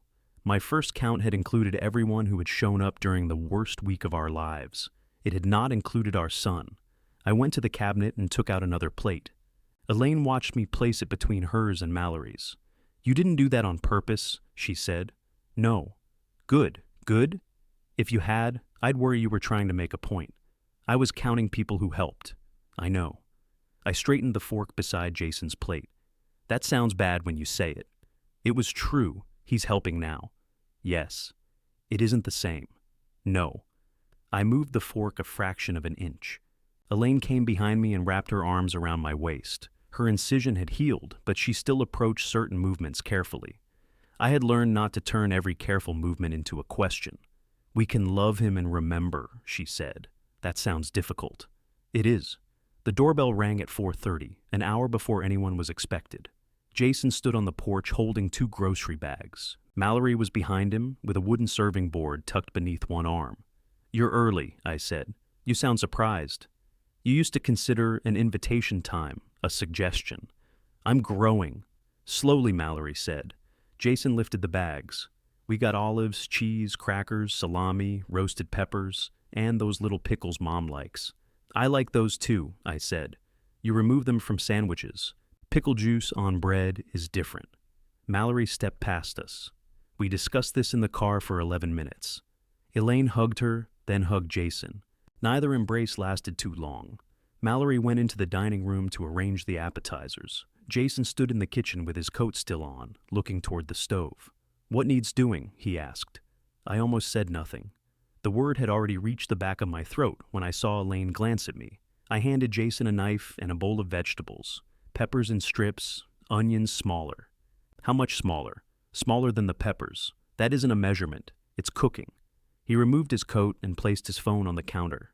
The screen lit with an incoming call. He looked at the name, turned the phone off, and put it in the junk drawer. "You know we'll never find that again," I said. "It's a phone, Dad. You haven't seen the junk drawer." Mallory opened it, looked inside, and closed it. He may be right. Jason washed his hands and began slicing peppers. I checked his first 3 pieces. "You can leave," he said. "I'm getting a spoon." "You've been getting a spoon for 2 minutes." Elaine took me by the elbow and directed me toward the dining room. "Guess," she said. "You can bother someone else." June arrived wearing a green scarf that looked familiar. "You finished it?" I said. I decided the yarn had apologized. Behind her, Patrice carried 2 pies. Ron followed with folding chairs, even though I had told him we owned enough chairs. Neil and Marcy arrived last, precisely on time, because Marcy had driven. Our house filled quickly. Coats covered the guest bed upstairs because the downstairs bed was gone. June took over the coffee maker. Patrice criticized the temperature of my oven. Neil examined the meat as if I had asked him for a professional opinion. "You should let it rest," he said. "I know. How long?" "Long enough? That isn't a measurement."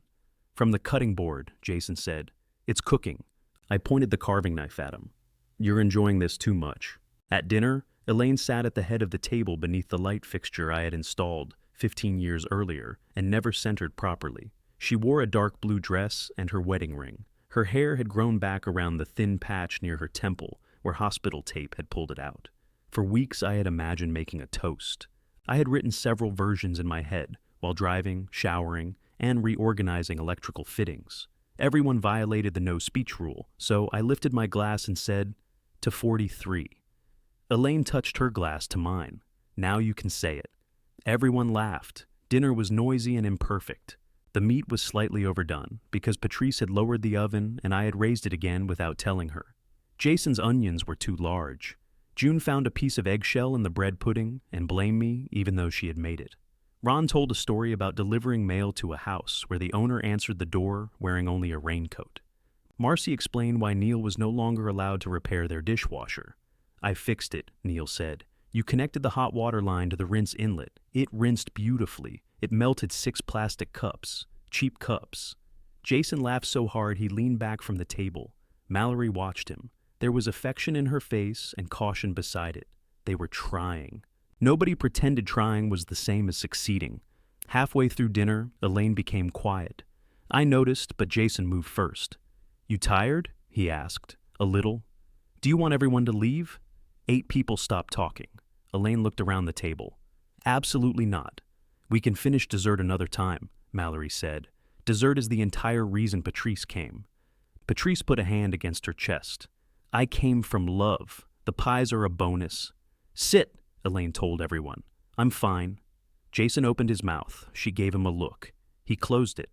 A few minutes later, he stood and began collecting plates. "You don't have to do that," I said. "I know. I was about to."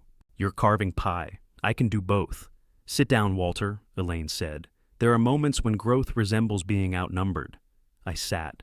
Jason carried dishes into the kitchen. Mallory followed with the serving bowls. When she returned, she placed one hand on Elaine's shoulder.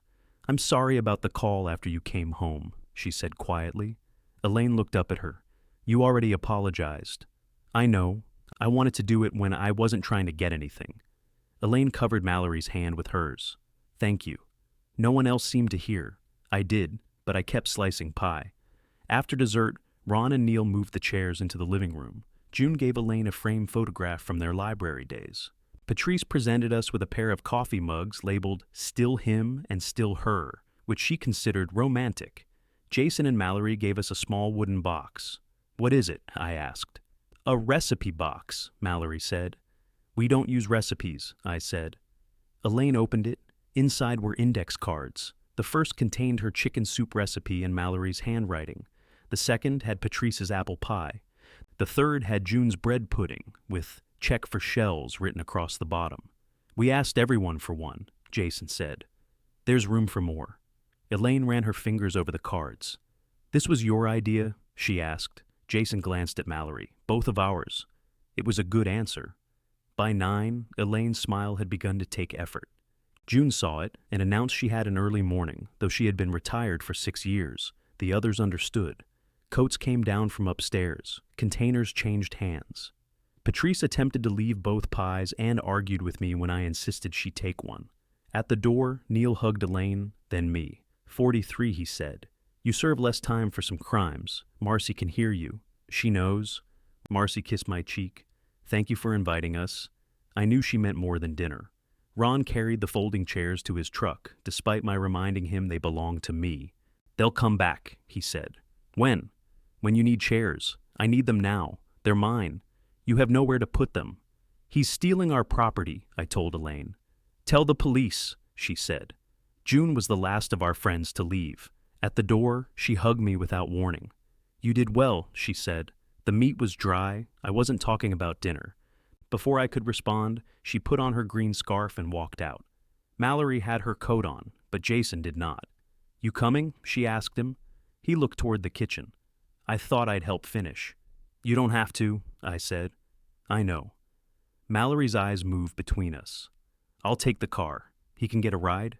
I'll bring him, I said. Or I can walk, Jason replied. It's 6 miles. The Camry gets good gas mileage, Mallory said. Maybe you've heard. She kissed him, hugged Elaine, and left. Elaine went upstairs after making us promise not to reorganize the kitchen. Jason and I stood among stacks of plates, wine glasses, and pans soaking in cloudy water. You wash or dry? I asked. Wash. You load the dishwasher wrong, then definitely wash. For a while, we worked without speaking. He scrubbed, I dried, and put things away. The house settled around us, making small sounds as the heat came on. Jason handed me the carving knife, handle first. Did Mom really think she was going to die? He asked. Yes. Did you? Yes. He stared into the sink. You didn't tell me. I told you there were complications. That isn't the same. No. Water ran over his hands. I would have come if I knew how bad it was. I set the knife on the counter. He closed his eyes. That sounded terrible. It did. I keep trying to find the version where I'm less responsible. I know there isn't one. Not for staying away. He nodded. I'm sorry, he said, for calling about the car, for not coming upstairs, for making Mom protect me when she was the one who was sick. I waited. He did not mention the garage, his work, Mallory's dinner, or my failures. They were all real. He left them out anyway. I'm sorry I treated you like the person who made my life work instead of my father, he added. I folded the dish towel once, then again. I made that easy, I said. That doesn't make it okay. No. He looked at me. Are we okay? The old answer would have been yes. It would have ended the discomfort and rewarded the apology. It also would have been a lie. We're better, I said. His shoulders dropped slightly. I don't know how to do this, he admitted. Neither do I. You always act like you do. I'm trying to stop. He laughed once, slowly, careful. He drained the sink. One plate remained beneath the cloudy water. He lifted it, washed it, and held it out. I took it. I believe you're sorry, I said. Now live like it. He looked down, then nodded. All right. We finished the kitchen. Upstairs, Elaine was sitting at her dresser removing her earrings when I entered. The anniversary cards were stacked beside her jewelry box, their edges perfectly aligned. Did he apologize? She asked. Yes. Did you tell him it was fine? No. She met my eyes in the mirror. Good. I told him I believed him. That's good too.